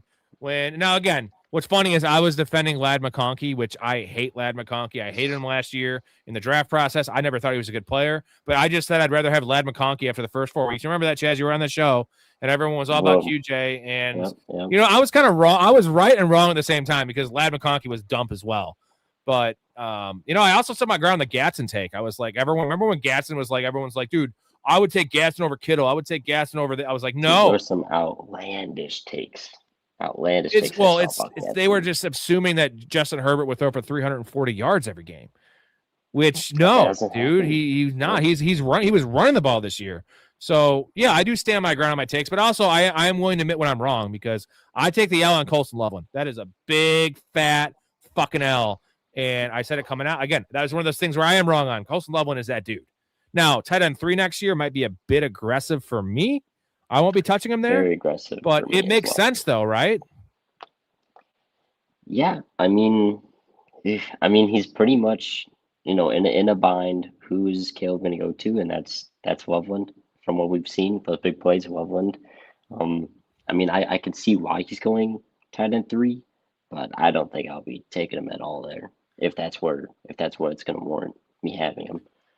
Well, you know how I always like doing the exercise where it's like instead of taking this guy who goes in the 3rd round, for instance, take this guy that goes in the 7th round, same production, same player, same opportunity. For me, it's Colston Loveland versus Sam Laporta, right? As long as Sam Laporta's back injury checks out, Sam Laporta is going 10 and 9 roughly right now next year. That's in early rankings. Like Sam Laporta, would it surprise you if Sam Laporta outscored Colston Loveland next year? It actually wouldn't surprise me. Just because of the other mouths that Chicago needs to feed, I think, next year with Rome and Luther. Right. Yeah, they'll be spreading the ball around heavily. So, yeah, I could definitely see Laporta having this almost the same number. What are you looking at? A 4th or 5th round pick for Loveland, and you're looking at a 10th round pick for Laporta. You see what I'm saying? Like, he doesn't even have to outscore him. He doesn't even have to tie him. He can be just close. Just be close. 2 points less. 2 points less a game. And you actually get more value from Laporta. And it's also that range, that 4th or 5th round range has been money in fantasy the last couple of years at the wide receiver position specifically. And like, I'm not going to spend it on a guy like, yeah, Colston Loveland very well might finish at tight end 3 next year. And, people say, oh, it returned draft costs. Like, no, you didn't return draft costs because, did Josh Allen actually return draft costs to you this year? He was the best of all the elite quarterbacks, but he had so many stinkers. He was the number 1 quarterback, but it wasn't by a lot. Like the last 2 years, those guys did return value because Josh Allen and Lamar and Jaden Daniels were so far ahead of everyone else that it was worth the 2nd or 3rd round pick because you didn't have to have a good tight end. You didn't have to have a good flex because they were scoring 26 points a game, where this year Josh Allen was down at like 22 points a game. Like that made it a bad pick in my mind. I know it's crazy to say the first overall quarterback was a bad pick, even though he was drafted first. I would say Josh Allen was not a great pick. He was, at best, he returned value, like barely, at best. But returning value is not how you make money in fantasy, Chaz. You make money by exceeding value, right? By guys like Chris Olave and George Pickens. Those are league winners. You know what I mean? JSN's a league winner because they gave you top 5 value and they were drafted in the 3rd, 6th, 7th round, those kind of things. So that's how I play for any safe picks. Yeah, especially, you're pretty much drafting him at his ceiling, which, I had this conversation over and over. There's no point drafting a player at his ceiling when you can, fade that, go get production somewhere else later on in the draft and try and gain value on that pick instead of just pretty much losing value as soon as you take that pick. Especially at the quarterback position, we saw guys like Matthew Stafford, Drake May, even T-Law. T-Law way outperformed, I think, his draft ADP. So it's not about, having the best guys. It's just about, like Rob said, outperforming value with the picks that you make. Like, I'd much rather have TU 4 or TU later on in the draft than Josh Allen early. There you go. That's Helen Hunt. She didn't exceed any value this year or the last couple years at all, really. I don't think so. Has she? All right, we get to the questions here in a second. I have to go to the bathroom, Chaz. I'm gonna get you a question to read while I go take a tinkle. But real quick, we are still doing the Pro Fan fundraiser, guys. Every 5 supers is a beer truck. Every $20 super chat's a beer truck. Everyone that signs up for the Patreon during the show live is a beer truck. I'll do a shot tonight too. I'm gonna get a little drunk. Also, we got to circulate the economy over here, boys. I know it's slow times, not a lot going on. I do still have to buy the beer too. That's a thing. Appreciate all you guys. So, Chaz, I got a question for you. Why I take a tinkle, and you're gonna like this one. What's your guys' final score in the Super Bowl? Give me your prediction, down to the number. All right, Super Bowl prediction. As much as I do like Drake May and the Patriots, I am gonna want to go with the Seahawks here, more so that I can also have fun over the Minnesota guys. But overall, I just think Drake May is going to come out a little bit slow. I think he's going to be nervous. I think the lights are going to be just a little bit too big here.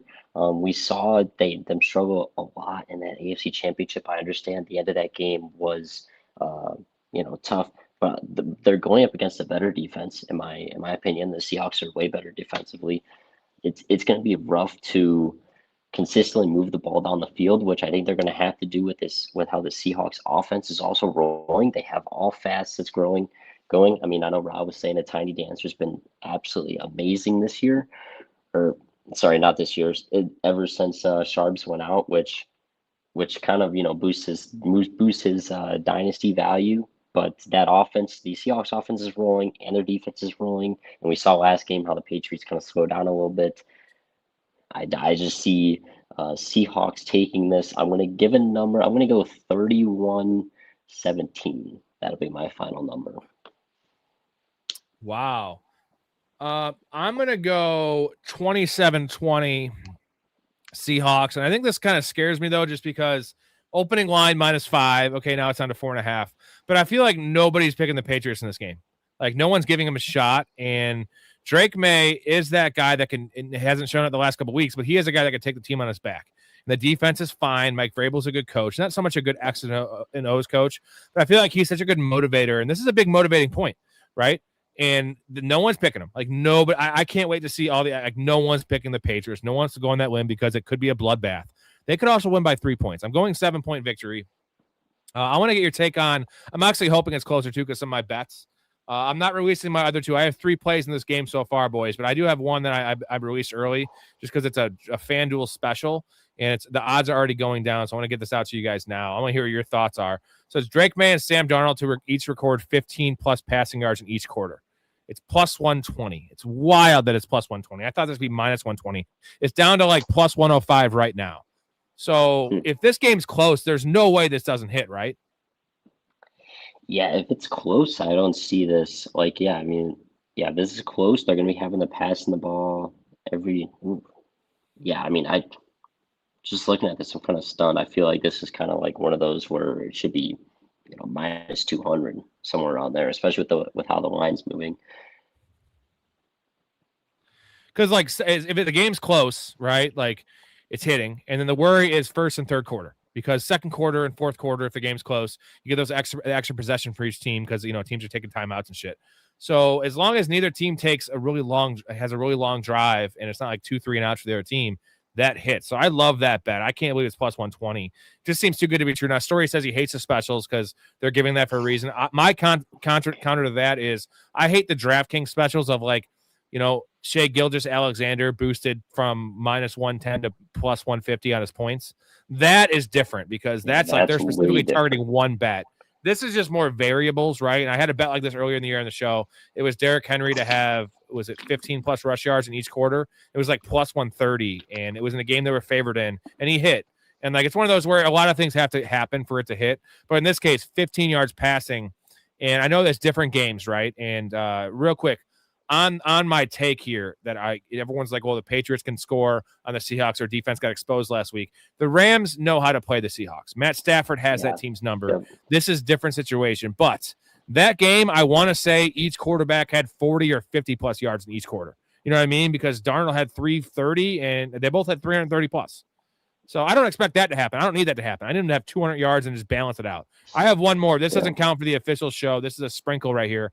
It's Tiny Dancer, Kenneth Walker, and Ramondre Stevenson to each record 5+ rushing yards in each quarter. So I feel like this is the same thing. If the game is close, we saw TreVeyon Henderson play 4 snaps in that game. Kenneth Walker is ceding some time to George Holani and passing down snaps just because the pass blocking stuff. But they're both in the field a lot, dude. They're both going to get 15+ carries, I feel like. So another plus 440. This is actually up to 460. Something where I'm looking at. And plus 460. Holy crap. That's something, that's amazing odds for something like that, especially because, Kenneth Walker is going to be one of the only guys getting tried out there. And with what we just said with TreVeyon Henderson, only 4 snaps. These guys are going to be getting all the snaps, 5 yards each quarter. I understand it takes more than the passing yards with game scripts and stuff like that, but plus 460, I might actually dabble in that a little bit. See if Rob can Why the hell not? I like the Darnold one a lot, though, just like the quarterback one, because they have the ball in their hands. 15 yards, dude. What the fuck? Wally says Seattle's baseball team also made it to the World Series. Totally forgot about that just because I've been paying attention to baseball. But they have a great sports town in general. Championship. They made it to the championship series. Oh, yeah. They lost game 7, championship. Right? Yeah, they lost to, what was it, Toronto? Or no. Wasn't it? Yeah, it was Toronto. Toronto. Yeah, Toronto. I was thinking, I'm like, man, I got to get back in on the baseball. I've been listening to some podcasts and stuff over there for my fantasy baseball. But what's going on, UNC? How you doing, buddy? Wally says, what's the earliest you can see Tucker Kraft going next season? I don't know if I'm the best guy to ask. I'm the biggest fan of Tucker Kraft in the world. It's about the reports, right? It's all about the medical reports, how he's looking. If he's back for preseason, and not so much playing in preseason games, but if he has a full go in OTAs, I feel like Tucker Kraft should go 10-5. Is that about right? Yeah, that sounds about right, especially with value. I mean, you could definitely see with what he produced this year. Like, if he's healthy at the start of camp and he's moving around, getting active, and he'll be ready for the start of the season, I could see him definitely outperforming that and being a top 3, top 2 tight end even with, how he was performing. It's really just all about, as Rob said, how the reports are about how he's progressing through that injury. God, I love Tucker Kraft. We saw how much he was missed, man. And it's not just the red zone stuff, which he's awesome, elite in the red zone, yards after catch, blocking. Like, the dude is the heart and soul of this team. He is the number one. And it's like the best advantage he has is it's such a watered down wide receiver core in terms of targets, right? It's so spread out. And he's the guy. Now, he's not a target hog, but he's so efficient that he is almost guaranteed to his 5 targets a game and his 1 or 2 looks in the red zone a game. And he does so much more than any other tight end in the league outside of George Kittle. I would say at this point in their careers, Tucker Kraft's even more dynamic than George Kittle after the catch. Would you agree? Yeah, I mean, holy crap, the things that he was doing after the catch, I was scared. I was scared to face him. Obviously, he had the injury, but like when he was popping off and all that, I was like, man, like, the Bears got to, like, I'm worried for the future that the Bears have to see that guy twice a year because he's going to be one hell of a player to go up against and one hell of a player to try and guard. As you know, I was the biggest Tucker Kraft fan coming into this year. Real life, and even though I was a Bears fan, but in fantasy, I had 19 shares of Tucker Kraft out of 36 leagues. Like, that was not best ball. That's redraft, dude. I was the 32% or so in best ball. And it still actually kind of paid off his ADP just because he literally won me 2. He had 30+ point games. And he was week 7, week 6, he was hurt. So I was really emotional. Obviously, I sang on the show. I shed a tear. I said Bette Midler. Did you ever know that you're my hero? Tucker, you are the wind beneath my wings. Fucking miss you, Tucker, man. I can't wait to have you back, dude. Kevin says, you think Kittle plays next year? Yeah, he'll be back, but it's not going to be until like the end of the year. Yeah, I think there's a high probability that he does miss the entire year. If they're in the looks for playoffs, I could see him coming back for the playoffs. But if anything, week 17, 18, this is not going to be someone you're going to be drafting at all next year. No, but I'm trying to think. Christian Watson was a guy last year that I was saying was almost certainly not playing, and he came back pretty early. I'm saying, I know it wasn't Achilles, but George Kittle is that dude. He's also not getting any younger. He knows this is a win now situation. They'll be fine without him with Tunges, who's awesome. But like I expect like week 10, week 12. So for fantasy, it's going to be risky because what does he even offer you when he comes back? They'll slow play it, but he'll be back on the football field at some point. It's 9 months. It's 9 to 10 months. You know what I'm saying? It's 9 to 10 months. Yes, it happened in the playoffs. It is. But I mean, it's hard to come back from those things. I know George Kittle was a freak athlete, a freak of nature, human-wise, but those things are hard to come back from. Yeah, it was really late in the year too. UNC, what happened to Joe Milton? I lost track of him after he left the Patriots. He's in the Cowboys, dude. I like Joe Milton. Joe Milton is one of those like build in a lab for fantasy kind of quarterbacks. The problem is they didn't build his brain in the lab. The brain was left off the body, and he's just kind of a knucklehead. Yeah, basically when they do the attributes, they try to like get all the attributes up, but then when they move certain ones up, certain things go down, and sadly the brain had to kind of go with that. I don't mind him. Like, I think he's a serviceable backup that has upside. He's young with Dak Prescott's injury history. I don't mind the play they have there. You could do a lot worse for a backup. Yeah. How many targets does Shaheed normally get in Seattle's offense? I feel like he could have value at wide receiver 2 behind JSN. They haven't used him properly. I mean, they essentially brought him in for an ancillary weapon, a downfield threat, and for his return game, which has made the biggest impact. Yeah, we've seen that. They like Cooper Kupp. They play a lot of 12 personnel there. And he's only on the field 53% of the snaps. So he's a 3-target player. Would you say about 3? Yeah. I mean, yeah, he's obviously, as you said, he's not getting utilized as he should be, but that's okay because, you know, the Seahawks look so efficient in other ways. So bringing him for his kickoff ability, bringing him for his speed and that big playability, obviously it's not what he's mainly used to.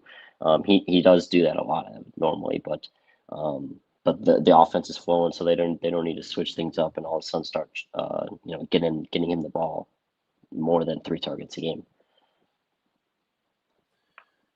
All right, I'm gonna take a shot. The fundraising's not going well for the beer chug, so I'm just gonna fucking take a shot because why the hell not? Wally says Chaz taking shots at my Minnesota Vikings. Wally, good thing you weren't in here. We were talking about JJ McCarthy earlier. It wasn't anything against JJ McCarthy. It was about the fact that JJ McCarthy is the reason they don't have Sam Darnold. Right. And like Sam Darnold, it just looks really rough right now. And I still have hope for do you have hope for JJ McCarthy? Is there any hope? And I'm not saying like he becomes a starter in the NFL, like hope that he could get, they drafted him high for a reason. They traded up for him 7th or 8th overall in the draft. Like that's pretty high. That's not Trey Lance level shit, but it's high in the draft class he was in. Wasn't it 13, was it 11? 11? Oh, okay. Maybe it was 11 then. It was 11. Either way, that draft class, though, all-time epic, right? Bo Nix, Drake May, Jay Daniels, Caleb Williams. It's a good draft class, and seems like he's the one out, right? And what is your hope for him going forward? Oof, I think this upcoming year is going to be that, make or break kind of year for him. I think Minnesota's going to bring in someone. It's going to be a QB battle, and then if he comes out first 3 to 4 games, looks like trash, and he loses all 4 games, I could see him getting benched very, very easily. Look at this one. We have a Patriots pick in here. Go to the Angelo. It says Seahawks going to get smacked harder than Diggs' personal chef. That's the first person I think I've heard pick the Patriots. Now I like that. I like the joke too because Stephon Diggs is pretty crazy. Yeah, well, everything he's doing in his life is he's dating Cardi B or something like that. I saw something about her screaming online, so I don't know, man. He's dating. I would like for him to actually win a Super Bowl. I think he's one of those guys that is good enough to where he should have a Super Bowl on his resume, but the Seahawks are just too dominant in my opinion. I agree. This clown here, a lumber gamer, says, "Can I please be a mod? Can I please be a mod? Can I please be a mod?" First of all, don't repeat yourself a million times. That's bullshit. Second of all, like, why? I'm going to trust someone I don't know. Unfortunately, no, you cannot be a mod. You can participate in the chat and join the community and be all those kind of things, and I'm down with that. But a mod is earned. It's not given, right? It's like I'm not just going to ask anyone to marry me. I asked my wife. I made her date me for fucking 7 years before I asked her, whatever the hell it was. It was 6 years. It's a long time, to finally be like, all right, you're worthy. You know what I'm saying? It takes a while. You got to earn that. And unfortunately, coming in here and making 7 statements, can I be a mod? That's actually going to hurt your case, my dude. So sorry. Won't do it. Is Eli Manning a Hall of Famer? Yeah, he has 2 Super Bowls, and he's a Manning. Yep. Although I will say, I think Philip Rivers was a better quarterback. But upsetting the perfect season. and winning another bowl. Did you see that Carlos Beltran made the Hall of Fame in baseball? Oh gosh, he did. Dude, 400. He has 450 no, homers, 330 steals. Played 20 years, but like, dude, he was also involved in the cheating scandal in Houston, like with the ringleader of the cheating scandal. I'm just saying, like, why do we pick and choose? Like, this guy cheated, this guy didn't. Peyton Manning cheated. He's in the Hall of Fame, right? Barry Bonds cheated. He's not in the Hall of Fame. Barry Bonds, the greatest baseball player to ever live. So, like, how did Carlos Beltran make the Hall of Fame? Like, he had 119. His OPS plus, Chaz, is 119 as an outfielder. Not great, dude. I know some of those numbers are watered down because he was 20 when he came in the league, and he played some last couple of years. He was like 39 and 40. That's not good. Barry Bonds is also that age, and his OPS plus is like 200. He was twice as good as the average player. I think that was more of also just from a likability PR standpoint of, because it seemed like a lot of people loved him in the baseball community from what I've seen. But yeah, I mean, there's some things that I'm very worried about. Some of these guys actually for baseball retiring, and will they be a first ballot unanimous type of Hall of Famer, especially with what is happening with Bill Belichick. I thought he would have been automatically a first ballot Hall of Famer. So I understand voters trying to punish him for Spygate or Deflategate, whatever the hell the cheating crap was. I mean, it's still like the guy won 6 Super Bowls. They had 2 separate dynasties. I don't know how he's not a first ballot. No, what it is, I'm telling you, you made a good point about Barry Bonds is the prime example. Not only the cheating part, it was Barry Bonds was notoriously a dick to the media. And Bill Belichick was the biggest, like, Bill Belichick, if he could have, would have whipped his dick out and slapped all the media guys if it was long enough. Mostly for him at that age, his balls, because they're probably hangy. He didn't give a fuck. He didn't answer interviews. He was so sarcastic to them. We're on. What was the quote? We're on to the Dolphins. I don't know what team it was. He said it like a million times. Like, we're on to the Dolphins. We're on to the Dolphins. We're on to the Dolphins. It's like a Marshall. Like, you know what I'm saying? Yeah, same thing. Moment. Like, that's what Bill Belichick did. And you mix that with the Deflategate and some of the other stuff, the filming the other team's practice. Like, the bottom line is he served his punishment. Tom Brady got suspended. Like, it is what it is. That's water under the fucking bridge. If Bill Belichick's not a first ballot Hall of Famer, then no coach should ever make the Hall of Fame. If Barry Bonds is not in the Hall of Fame, then Carlos Beltran should not even be allowed on the premises. Come on, man. The best baseball player I've ever seen. Like, I don't care. Like, O.J. Simpson's in the Hall of Fame. Like, I know, like, it's after the fact. Like, they can't, but they took Reggie Bush's fucking Heisman away from him.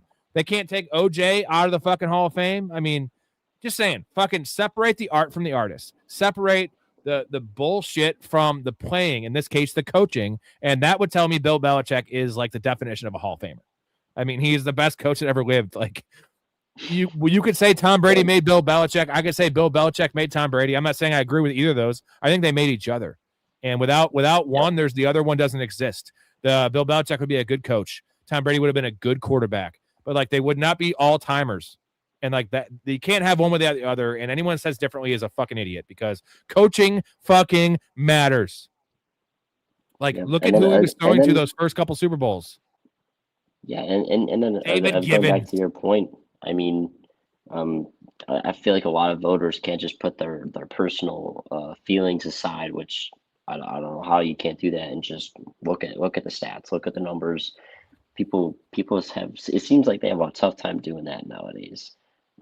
Just look at stats, look at what this guy did, as a head coach, and it should be easy. So, but yeah, we'll see.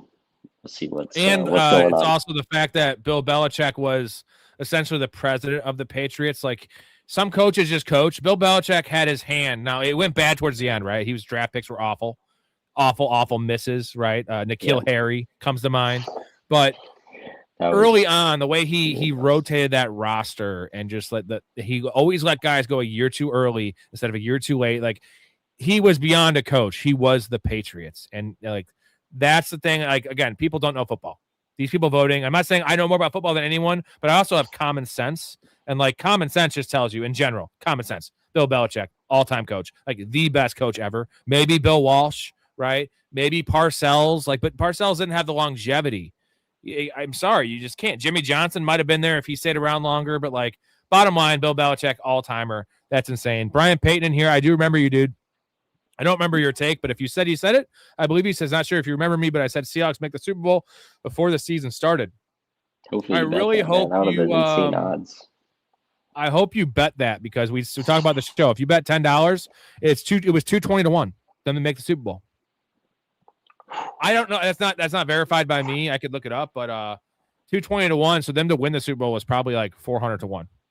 That's almost max. They had a 7.5 over under for wins. Yeah, that feels a bit egregious. I think it was probably like 60 to 80. Let me look it up real quick. 400 feels Super Bowl. Too bad. Yeah, it does seem too high. It was 60 to 1. 60 to 1. No, it was 60 to 1. So if you bet $10, okay, so that's right. That was to win the Super Bowl, though. And then to make it's probably. So there we go. Less. So to make it was probably 32 to 1. $10 wins you $320. Still really good. It's a good return. So this Wally's friend group doesn't think that Eli should be a Hall of Famer. 2 Super Bowl wins, 2 Super Bowl MVPs, 55K plus passing yards. Come on. And he's a Manning. They love the Mannings. I don't know why. I'm not a big fan of the Mannings.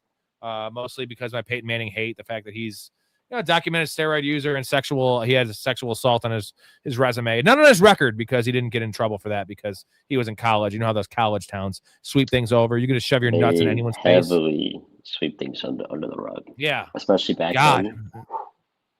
Oh, yeah. I'm just saying, nothing against Peyton Manning. I like the guy. I just think it's kind of lame that no one brings up his 2 major issues, which he's a steroid user, which I don't care. I want my players taking steroids. I'm just saying I'm defending the guys like Barry Bonds, some of these other guys that get slandered and smeared who did steroids. Yes, Barry Bonds did steroids when he was 33 years old. What about the first 12 years of his career?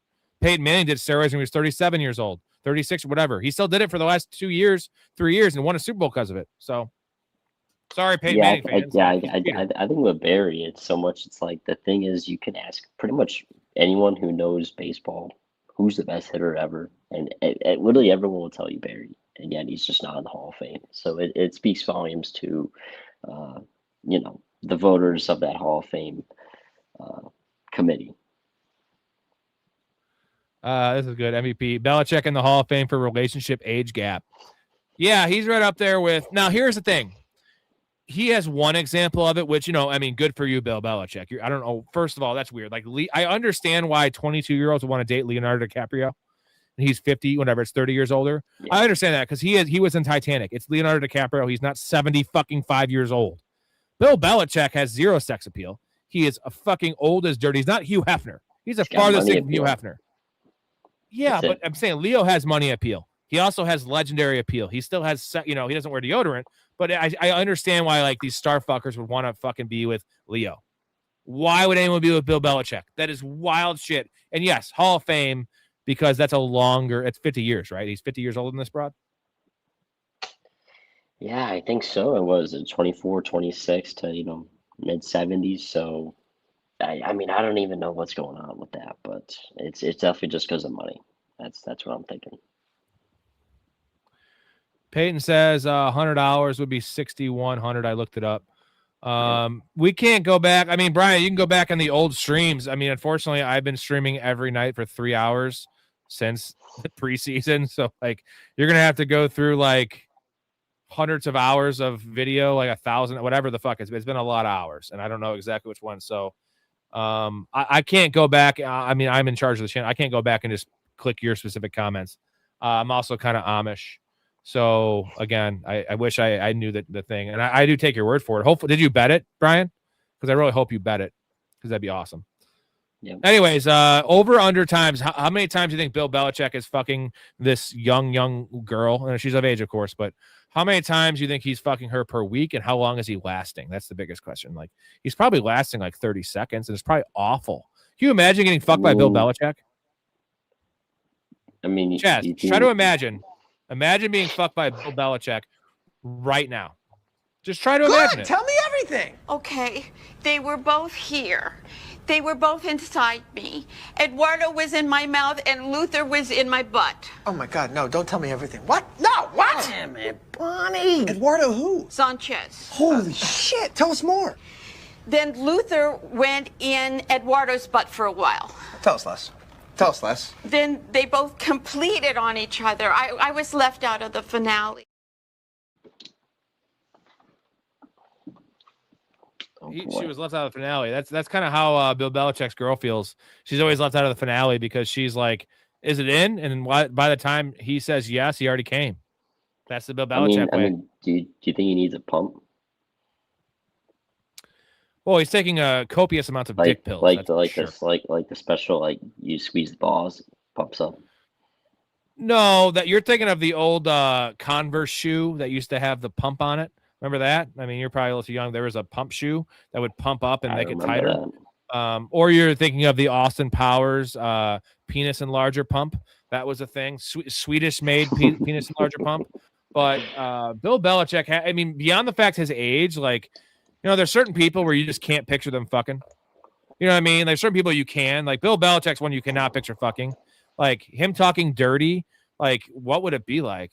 Like I'm trying to come up with a joke here, and I can't even wrap my head around what it would be like for Bill Belichick to talk dirty. Like, yeah, baby, wrap your leg around that post, and on 3 we're gonna really just enter you. That was awful. It was terrible joke. Anyways, we gotta talk a little Dynasty. Chaz, did you get a couple fades for me? I did, and oh man, and we were talking about this name earlier. We're talking about both names. I was thinking about 2 guys. I was wondering if we were going to talk about them earlier. The 2 guys that I had was J.J. McCarthy. If you can get any value for him, I think you get out now. Just get out from that situation. No, these are fades. You want to get out? Fade. Okay. Fade. Yeah, I'm saying get out. J.J. McCarthy is at quarterback 23. And for the value that I've been looking at, Lamar Jackson. I think now is a great time to get out of Lamar Jackson. I'm seeing everything that I've seen Lamar Jackson ranked higher than Caleb Williams. Now, am I tripping to think that, for the next even 2 to 3 years, I could see Caleb Williams' numbers being the same or better than Lamar Jackson's? And then we're talking dynasty, so then sooner than later, Lamar will fall off and Caleb Williams will still be there.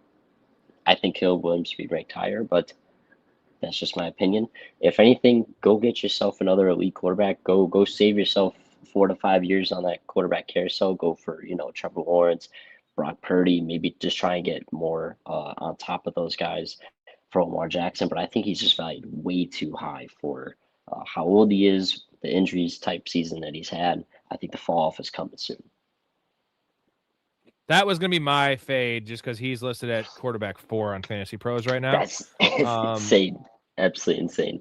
And find a team that wants to win. The key isn't all these moves. It's not about who you trade. It is about who you trade, but it's about who you trade them to. And the same in redraft, right? You got to find a team that's needy that position, and Dynasty even more so.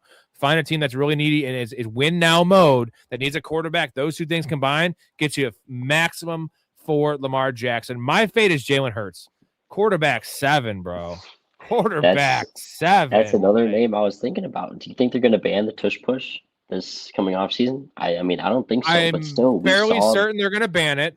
But they stopped using it because it stopped working, and they definitely targeted the Eagles for the fall starts for one. Their offensive line isn't good enough, and also, how much more can this guy give in that regard? Like his body is getting beat to shit. You saw his lack of his zapped athleticism, and that's partially due to the tush push. So, in general, A.J. Brown's probably gone. So now you're going to lose your best weapon. Dallas Goedert's a year older. Devonta Smith, I love. He's not really a true number 1. Saquon Barkley's not as good. The offense might take a step back if that's possible. Quarterback 7. He's not the youngest guy in the world. Like Caleb is after him. Herbert's after him. Jackson Dart's after him. Trevor Lawrence, Brock Purdy, Bo Nix. Like I almost want all of those guys over Jalen Hurts, and I don't want Jalen Hurts at all. He is he's not even a fade. He is not a drop. He is a fucking code red. Get the fuck off my roster, dude. Get off. He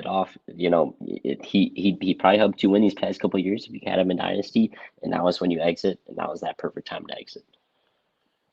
All right, do you have a running back? Yes, I do. This was kind of tough thinking about it, but I'm going to go Jonathan Taylor. Back-to-back 300 carry plus seasons. This past season's 320 some carries, and I think that threshold of running backs hitting at 320 or 330 carry season that the next season always entails with, injuries or even a mass regression. I think right now where he's ranked, I think I saw Jonathan Taylor ranked RB6, somewhere RB5. around there, RB5. So I think now's the time where you could definitely get out. He's 27. You can go sell for a younger running back who's going to be putting up what I think is going to be almost the same production next year, especially like I said with back-to-back seasons of 300 plus yard or 300 plus carries. It's just hard for running back to go out there and then do that again 3 seasons in a row. And there's major questions at the quarterback position. There's major questions. Shane Steichen appears to be in the hot seat, although I think we both agree he's a great coach. He shouldn't be. But, it's the NFL. These motherfuckers fire coaches like they're going out of business. They don't give a fuck. This year, too, has been absolutely insane. That would be bad if he was gone. Daniel Jones, Achilles, is he back with the team? They bring in Malik Willis. There's a chance that, again, I think Malik Willis is a fine player. I liked him as a prospect more than most coming out. But, we saw what happened with Justin Fields. It tanked the entire offense where everyone was unusable. And Jonathan Taylor being a running back 5 with his age, with his workload, with the question marks, a lot of negatives there. And I guess the positive is Jonathan Taylor is almost an all-time level talent. But, it's also running back. They fall hard, man. He's not Derrick Henry. The point is there's one Derrick Henry. Jonathan Taylor is not that. Mine, I have a couple names for you. I want to toss around. Bucky Irving at 9 seems, again, Rachaad White's pretty much gone, but Rachaad White isn't the concern because the concern was him not getting any goal line work when he came back. And Sean Tucker, they like Sean Tucker. He's going to be there. So it's the goal line. It's the combination of not getting the passing down work we want, not getting the goal line work we want. Now he might get one of the two. I doubt he gets both next year. And I feel like his production, based on his prospect profile, I feel like he was underdrafted in the NFL draft, right? He should have gone higher, but he is not a blue chip player.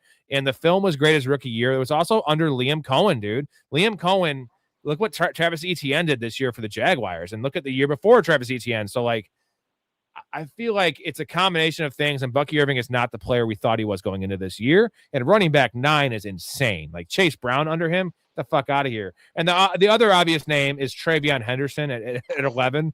That's just retarded. Yes. I'm not going to go in Travion Henderson hate anymore because I've done enough of that. You know where I stand, Travion Henderson. My actual name, though, is Kyron Williams at running back 13.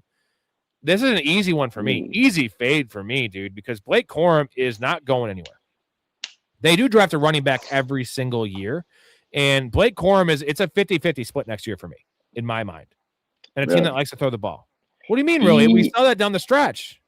The entire year, I mean, correct me if I'm wrong. I would love to make you down, check the stats on this. I think Kyron had pretty much 68% of snaps every single game, at least.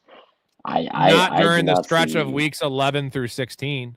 That was this year, though, Chaz. I'm talking about next year. Blake Corum clearly outplayed Kyron Williams this year as a rusher. Every metric. Eye test, he did. I might need to look into that then, because Now, they did pay Kyron Williams because they were in a win-now mode, but who had higher draft capital? It was clearly Blake Corum. Who's a better player? Kyron, better receiver. Who's a better talent at running back? Kyron or Blake Corum? Oh well, you're talking coming out of college and going right now to the draft, right? Yeah, coming out of college and then right now. Who's a better player? Oh, so coming out of college, you could say Corum, but now, I mean, I'd say Kyron. I mean, maybe I'm just a part of the public. Maybe I'm a part of the square. So that's why you'd be selling. Maybe your brain's ahead of mine. But let me give you some names. Kenneth Walker behind him. Who do you want? Kenneth Walker behind him. I'd want Kenneth Walker. Josh Jacobs.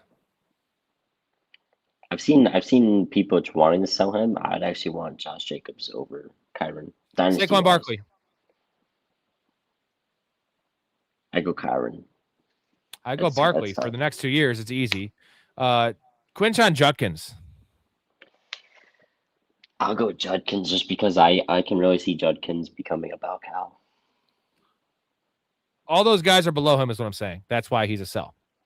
They're younger. There's just uncertainty there, man. There's a chance the Rams offense takes a step back too. So, okay. Do you have a wide receiver? I had a name. I just kind of forgot about it. Give me. Oh, JMO. JMO's my sell high. Kind of fade him. I don't know how you feel about that, but he was way too He's at 23. inconsistent. He was way too inconsistent this year and relied a lot on that heavy deep ball stuff. I just don't see that happening next year. And I've been fading him for the, ever since he started going off this season. There was times where people would start him and he would drop literally 0 points for you. He's very inconsistent, very up and down player, which, I mean, those kind of players win you championships if they get hot at the right time, but it's just very too inconsistent for me. All right, I have 2 names here. One, I'm not going to count this one. It's Travis Hunter, just based on the news that he's going to apparently be playing defense more than offense, and also the emergence of Parker Washington, right? The signing of Jacoby Myers, Brian Thomas, high draft capital, still the one there, I guess. Brenton Strange is fine. Like, too many mouths there. They're going to play him on defense. At wide receiver 28 in Dynasty is insane. It's insane. He didn't show me anything this year. And then the actual one is Ricky Pearsall, wide receiver 29. I like Ricky Pearsall.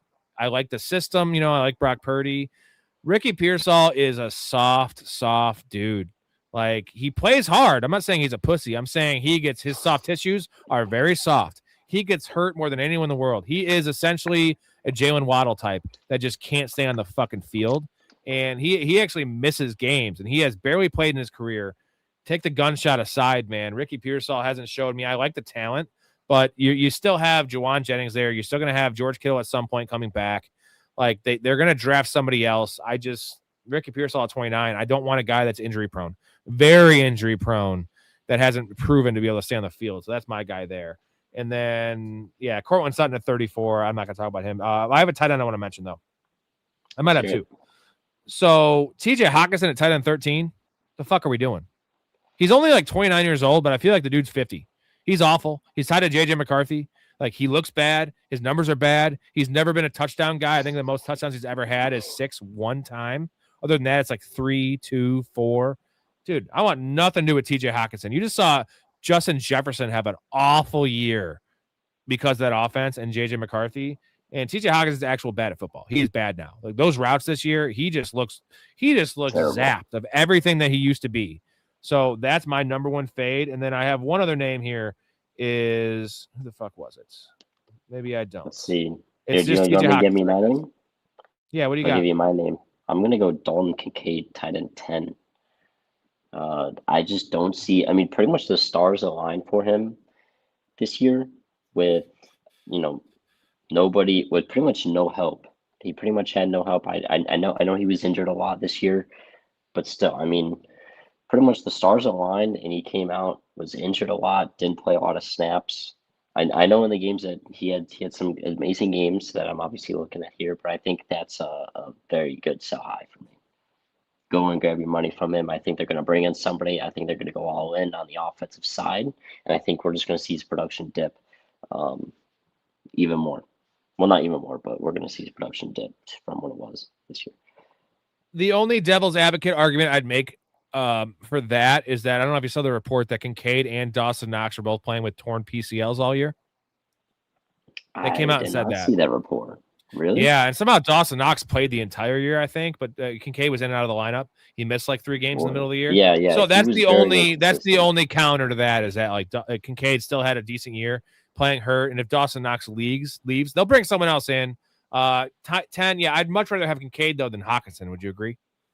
I know he's 3 spots ahead, but definitely I'd much rather have. Well, in my rankings, I don't know what it says for yours, but the site that I have him as tight end 10. But yeah, how much of that? Yeah, tight end 10. Yeah.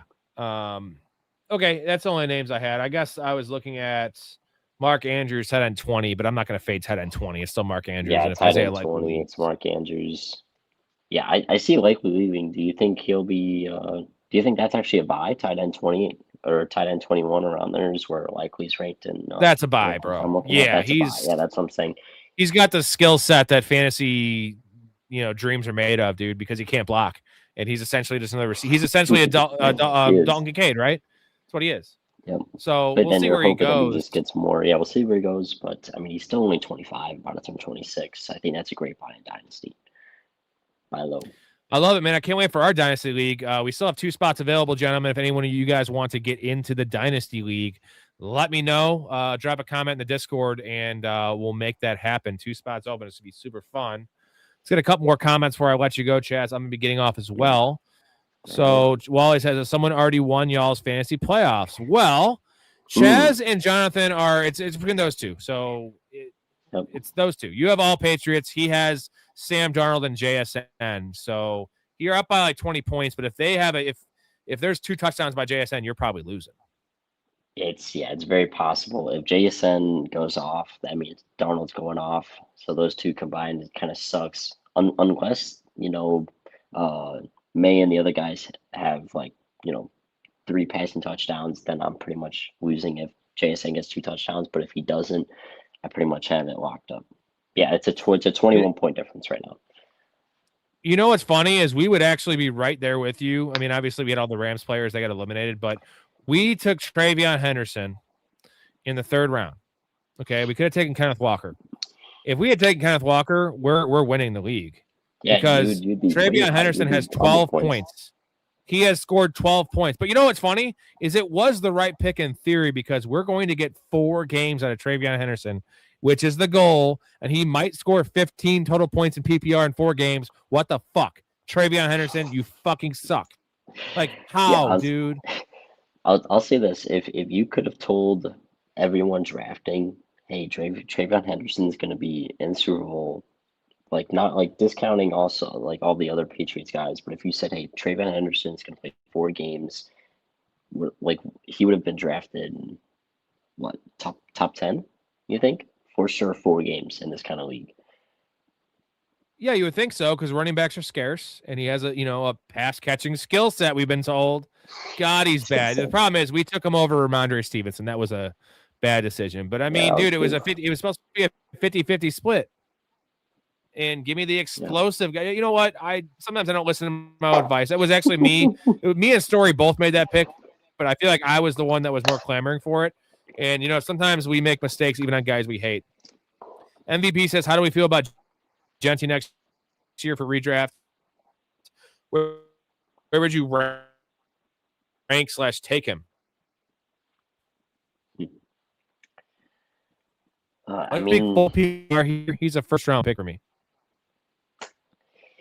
Yeah, I think it's going to be much better there this year. Hold on. Having some technical difficulties here. Yeah. Let me see here. Oh, am I lagging or are you lagging? Here. Are you? Oh, we're back. We're back. No, we're good. It was me. Genty, where do you have him? I have him as a 1st-round pick in PPR. PPR, I would have him at the back end of that 1st round. I think they're going to have. They should heavily invest in the line after this season. Plus, they're going to get Mendoza with Bowers. Plus, yeah, I mean, he's him. It's going to be Genty, Bowers, Mendoza. Hopefully, they'd upgrade that line. I mean, they're going to have a new coach. We'll see. Who do you think will be coaching there? Actually, that'll be another one of the major. I don't know who wants that job. I mean, it's appealing though with Mendoza coming in, Genty, Bowers, like you said. The stat that sticks out to me is I don't know exactly what it is off the top of my head, but I'm going to spitball it. It was like 1,375 total yards he had, and it was 1,000. It was whatever it was, say 1,300 yards, and it was 1,000 of those yards were after contact. So, dude, he earned every yard he got last year. We saw him have a 60-yard touchdown reception on a wheel route. So the skill set is ideal. He's super sturdy. I don't have any concerns about his workload. So that's workload and staying healthy, right? Those are the 2 things when you're talking about a 1st-round running back. Now the problem is they're in that really tough division. They're going to be the last place team. So we know he doesn't have RB1 overall upside. It just is not possible. The only upside would be if he has 80 catches, which I don't think he has that in his range of outcomes. But I feel like he is a really safe volume play.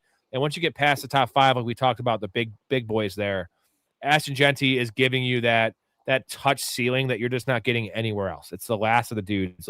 Guys after that are going to be like your Chase Browns. Yes, better offense, but Ashton Genty is going to have 23 touches a game and goal line work. If the offense even takes a 10% jump, and the offensive line gets a little better, he gets a little better. You're looking at, he's going to return value. And again, at that spot, when I say you want to hit home runs, typically I don't want to draft guys to return value. At the end of the first round, I just want you to return value because there's not much you can go up. There's a lot you can go down. Look at Brian Thomas. You know what I'm saying? Look at guys like that. Yep. Like we don't want that to happen. We don't want guys like that. There you go. It's just we like Genty next year. I did not like Genty this year. Next year, I feel like he's gonna be going in the same range, which is wild. But he actually impressed me. His numbers were better than I thought, and the eye test was good. He didn't look great. I don't think he is not a Bijan level talent. Let's not fool ourselves. But he is not just a guy. He is a I'd say he's a Pro Bowl level running back, right? Yeah, definitely. Tyson says 249 and 75 with Brady, 284 and 103 without him. Belichick was carried by Tom Brady. Facts are facts. Yeah, if you look at it like that, I get that. And if you want to maybe lean one way or the other, let's lean Brady. But to say that it was all Tom Brady is wild. And I guess, you have the Buccaneers Super Bowl he had, which was, I can't believe that happened at that age. That was crazy. He also went to a great situation, but those early Super Bowls, I'll break it down like this. The early Super Bowls were Bill Belichick. The late Super Bowls were Tom Brady. So the first two, maybe the first three, I think the first two were Bill Belichick. The last 2 or 3 were Brady. And then that third one was like a combination of both. But like early on, man, he's throwing to Deion Branch and just it was not great. They were a defensive team, and like Bill Belichick drafted all those players. Bill Belichick constructed that roster and reconstructed that roster time and time again, and then Tom Brady became the GOAT after that. Is that a fair way to assess it?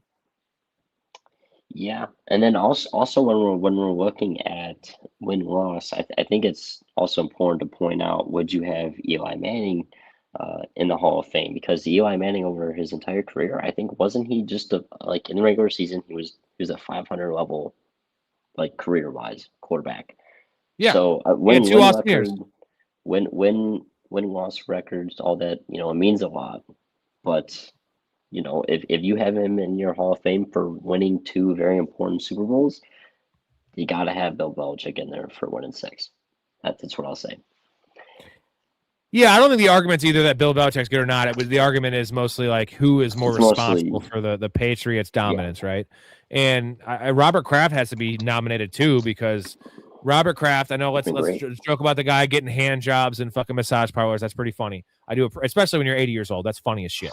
Like the image of just his wrinkly ass laying there getting tugged off by some Asian chick. Super funny.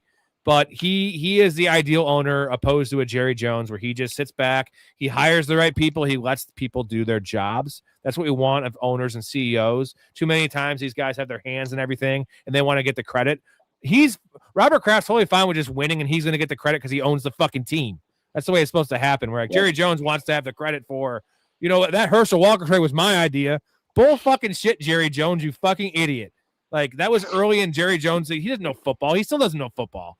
Like, he wanted to draft Johnny Manziel. Bottom line, he really wanted to draft Johnny Manziel. Like, he's on record saying that. So, like, that shows you all you need to know about Jerry Jones' football knowledge. He's about glitz and glamour and that kind of shit. You know what he should be in charge of? Picking out the fucking cheerleaders. You know what? Do that. And then you can fuck him too, Jerry Jones, you dirtball. All right. Shedeur Sanders, a Pro Bowler. The Pro Bowl is a joke. That's the bottom line. Yeah, it's a joke. I just want to say one more thing about Kraft. He is probably one of the best owners at just taking care of the players throughout whatever they do.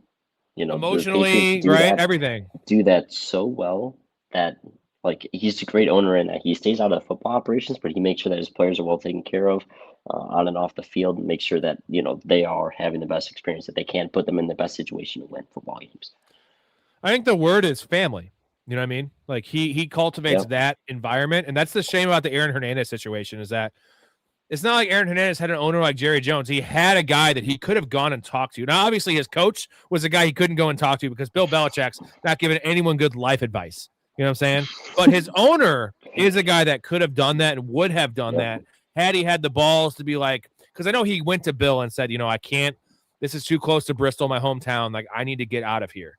And Bill's like a total like X's and O's, black and white, old school dude. Like, I don't give a fuck. Like, you're an asset. We need you on this team. If he had gone to Robert Kraft, and I don't know if he didn't, I'm just speculating. I don't think he did. I'm pretty sure Robert Kraft has that in him where he would have done what was right. And it's not like you could have got a lot for Aaron Hernandez. You would have fetched the first round pick at that point. Now he was probably he was worth more than a solid. first round pick at that point of his career with what they had with Gronk and him. But that's the thing of like that's the shame about Aaron Hernandez is that we were talking about how Robert Kraft is that guy for his players, and had Aaron Hernandez just fucking talk to him, maybe we would have 3 more people alive in this world. But guess what? Gangsters gonna be gangsters, bro. Like, gotta go kill people to prove your point, Aaron Hernandez. You fucking moron. What a dumb fuck, some bro. dudes are just stupid.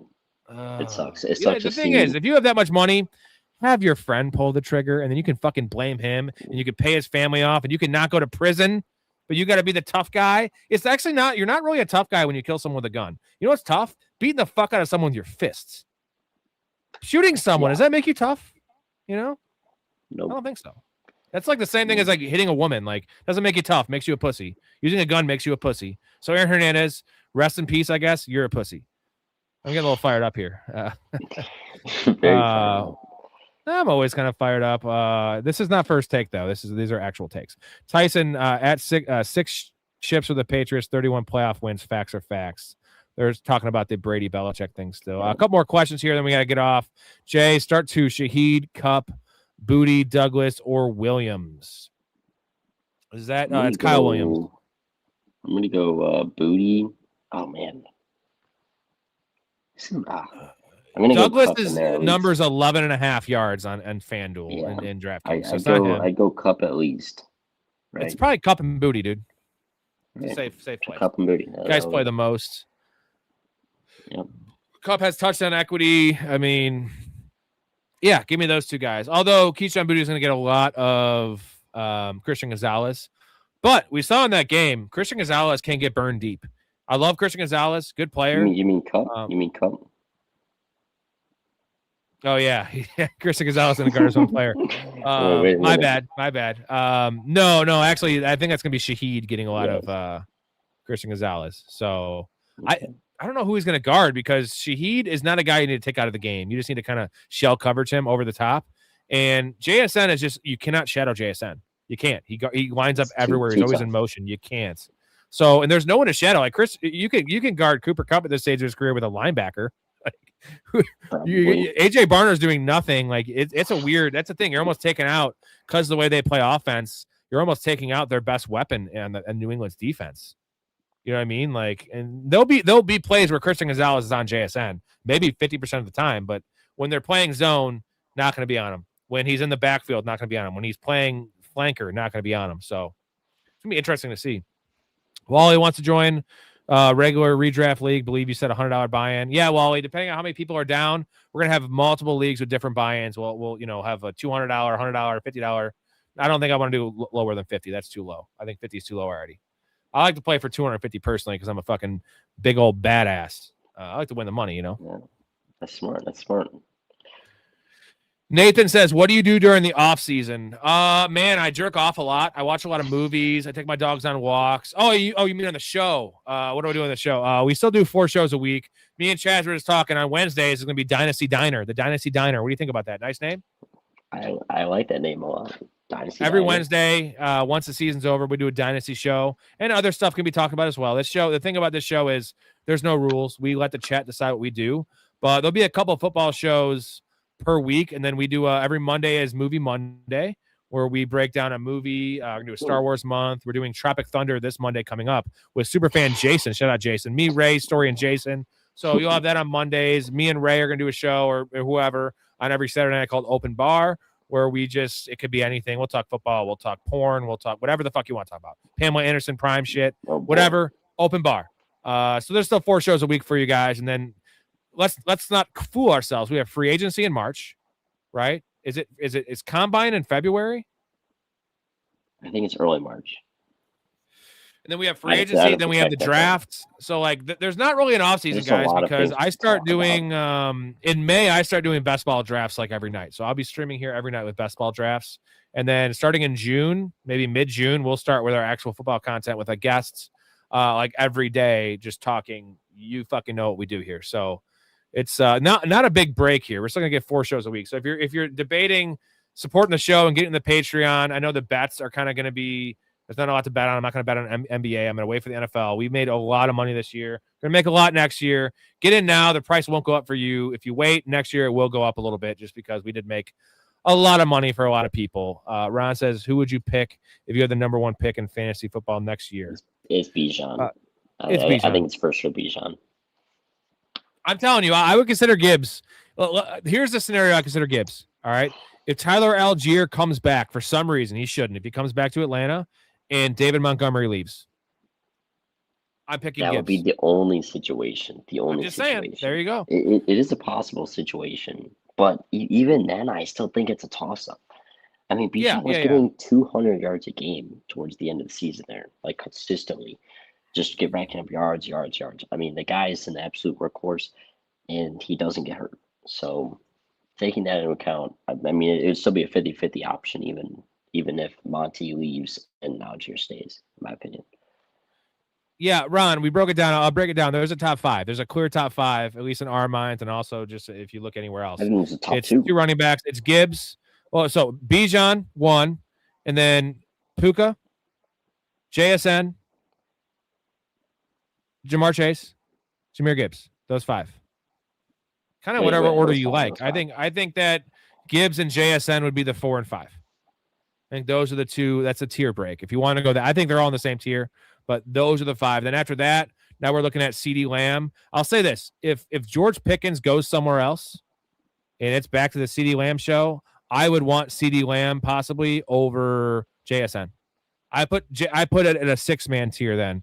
Now, if George Pickens comes back, now, I'd much rather have CeeDee Lamb at value, even if it's a 7th pick, over George Pickens at pick 15. Like, I don't want Pickens. Yeah, pick 15. Yeah, he would be going, if he even touched that first round, that'd be no shot. So, yeah, even middle second, early third, middle third is probably where I would look to take George Pickens if he comes back to Dallas. But obviously, he'll be drafted much higher than that. MVP says no Helen Hunt appearance in the show.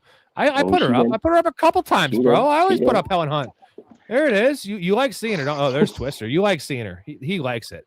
We all love looking at Helen Hunt. She's a fine lady. She's a fine lady. My dad hates. He always tells me he watches every stream like in the morning when he wakes up. He's always like, leave Helen alone. Leave poor Helen alone.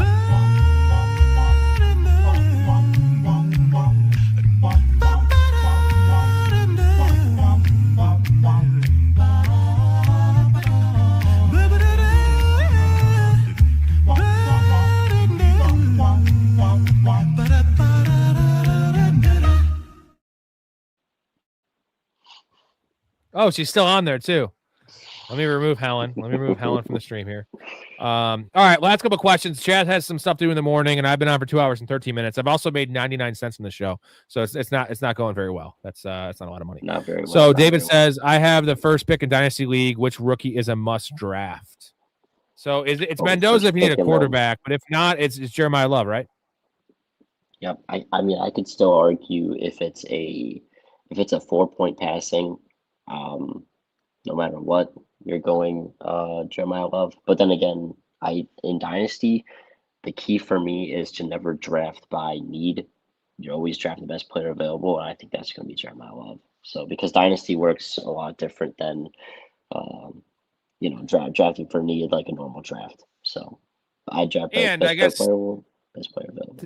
To Chaz's point, if you have 3 amazing running backs, right, and just trade down and take one of the receivers. If you need a receiver, there's 3 options. Who do you like real quick out of the receivers? Lemon, Tate, or who's the third one that everyone loves?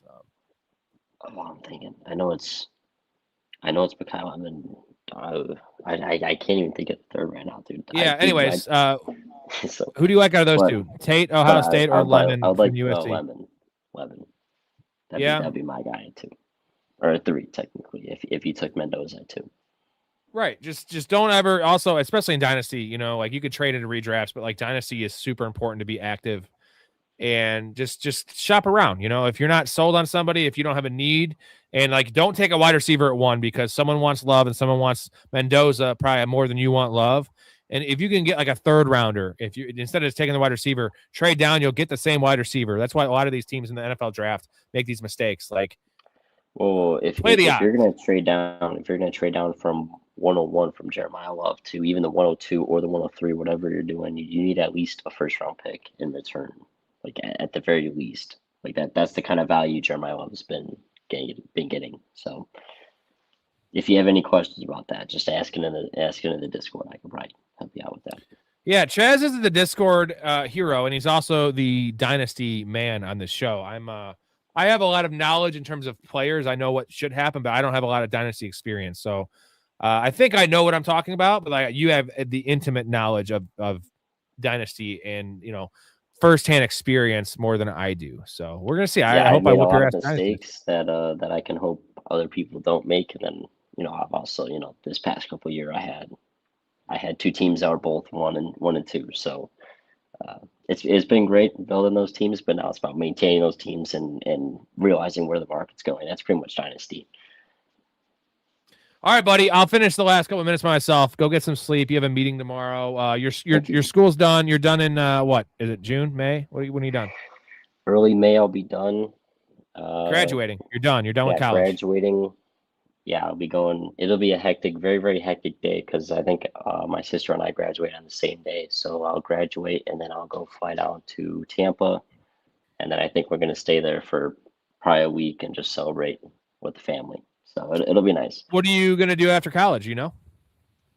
Well, I'm going to go into IT, cybersecurity, stuff like that. My dad's kind of been mentoring me, as well as I got a couple of mentors here at UK that I've been having to meet with weekly. So hopefully, I don't have any jobs locked up, but hopefully that's something I can break into. You're going to be super successful, Chaz, and I foresee you having like a super fucking hot wife too. I hope so, dude. I do. You know what? If you need any help, I'll put in a good word. No, you have to get the career first, Chaz. Okay. I love you. You're not the most smoothest with the ladies, so I feel like the career is going to help that. You know what I'm saying? And then don't make sure she doesn't want you just for your money, though. Well, yeah. I gotta make sure things are safe. I got your back, man. I worked with you forever. I'm kind of like a mentor to these young individuals. I give some terrible advice. Not dynasty or fantasy advice. That's always good, right? All right, dude. I'll talk to you soon. I'm looking forward to the Dynasty Diner in the upcoming. Dynasty Diner. I love that name, man. All right, buddy. I'll see you later. Later.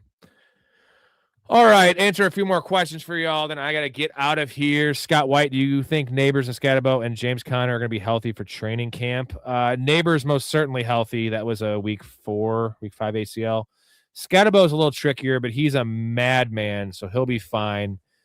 James Conner is fine as well. I just don't know. I don't think he's going to be back with Arizona. I know he's got a lot of tread on his tires. Not too hopeful for James Conner where he's going to land. It's going to be similar to, I'm trying to think of a name, just a veteran running back is going to be brought in for depth, right? He'll be kind of that 1B somewhere. I like James Conner, great locker room guy as well. He'll get a job. So let's see. Any other questions here? I think that's it. I'm going to show you guys, whoever's left in here is only 6 people.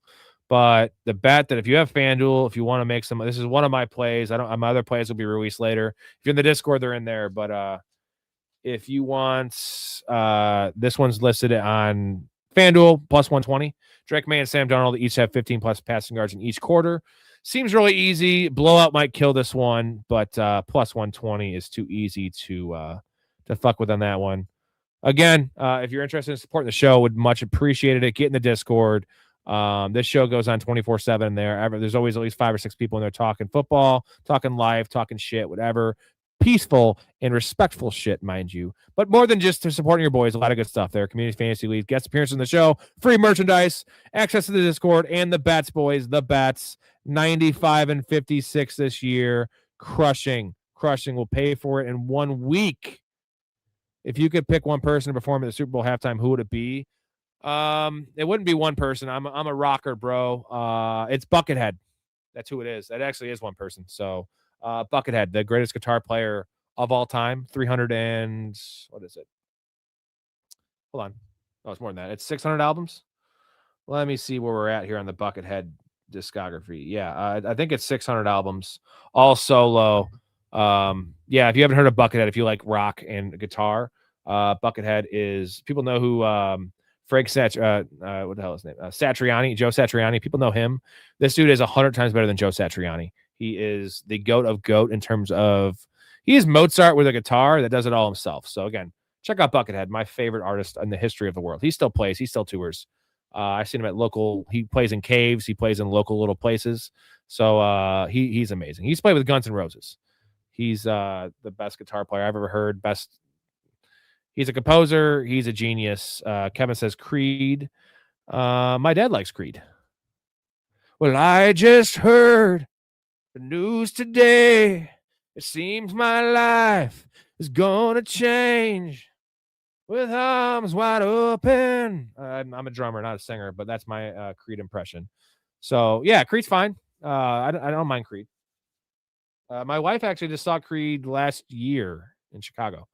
So she said they were awesome. So I don't know if you've ever seen them, but not my cup of tea. I'm a 311, Deftones, Incubus, old school Korn fan. But again, Buckethead is my answer. That was a great question, Kevin. Appreciate you guys. Great questions as always, everybody. Rest of the week is kind of up in the air for schedule, depending on who could come on, when. I'm going out Saturday night, so I don't know about that. But we'll be on at least 2 more shows the rest of the week, at least 5 or 6 more times before the end, before the Super Bowl. Adam says Rage Against the Machine.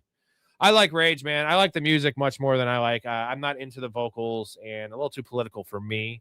But no, Rage bumps, man. Groovy as fuck. Again, as a drummer, I fucking love playing to Rage. Super groovy shit. So, yeah, I don't think Trump would want them. I'm guessing they're really against Trump. So, although Trump is not attending the Super Bowl, I don't know if you heard this, because he doesn't want to hear Bad Bunny. I don't even know who Bad Bunny is. He said the same thing. I truly had never heard of Bad Bunny until he's playing. Again, I'm kind of old, and I like musicians. I'm not saying he's not a musician, but I like I'm a rocker, man. I'm like JoJo. I'm a rocker, dude. And I don't like any of this new shit. I listen to older music. So, all right, guys. Appreciate everyone in here. Again, professionalfanatics.com. Support your boy. Keep this show going. Literally 7 nights a week, 365. This time of year, getting 4 or 5 shows a week. Still, other than that, still 7 shows a week. 10 months a year.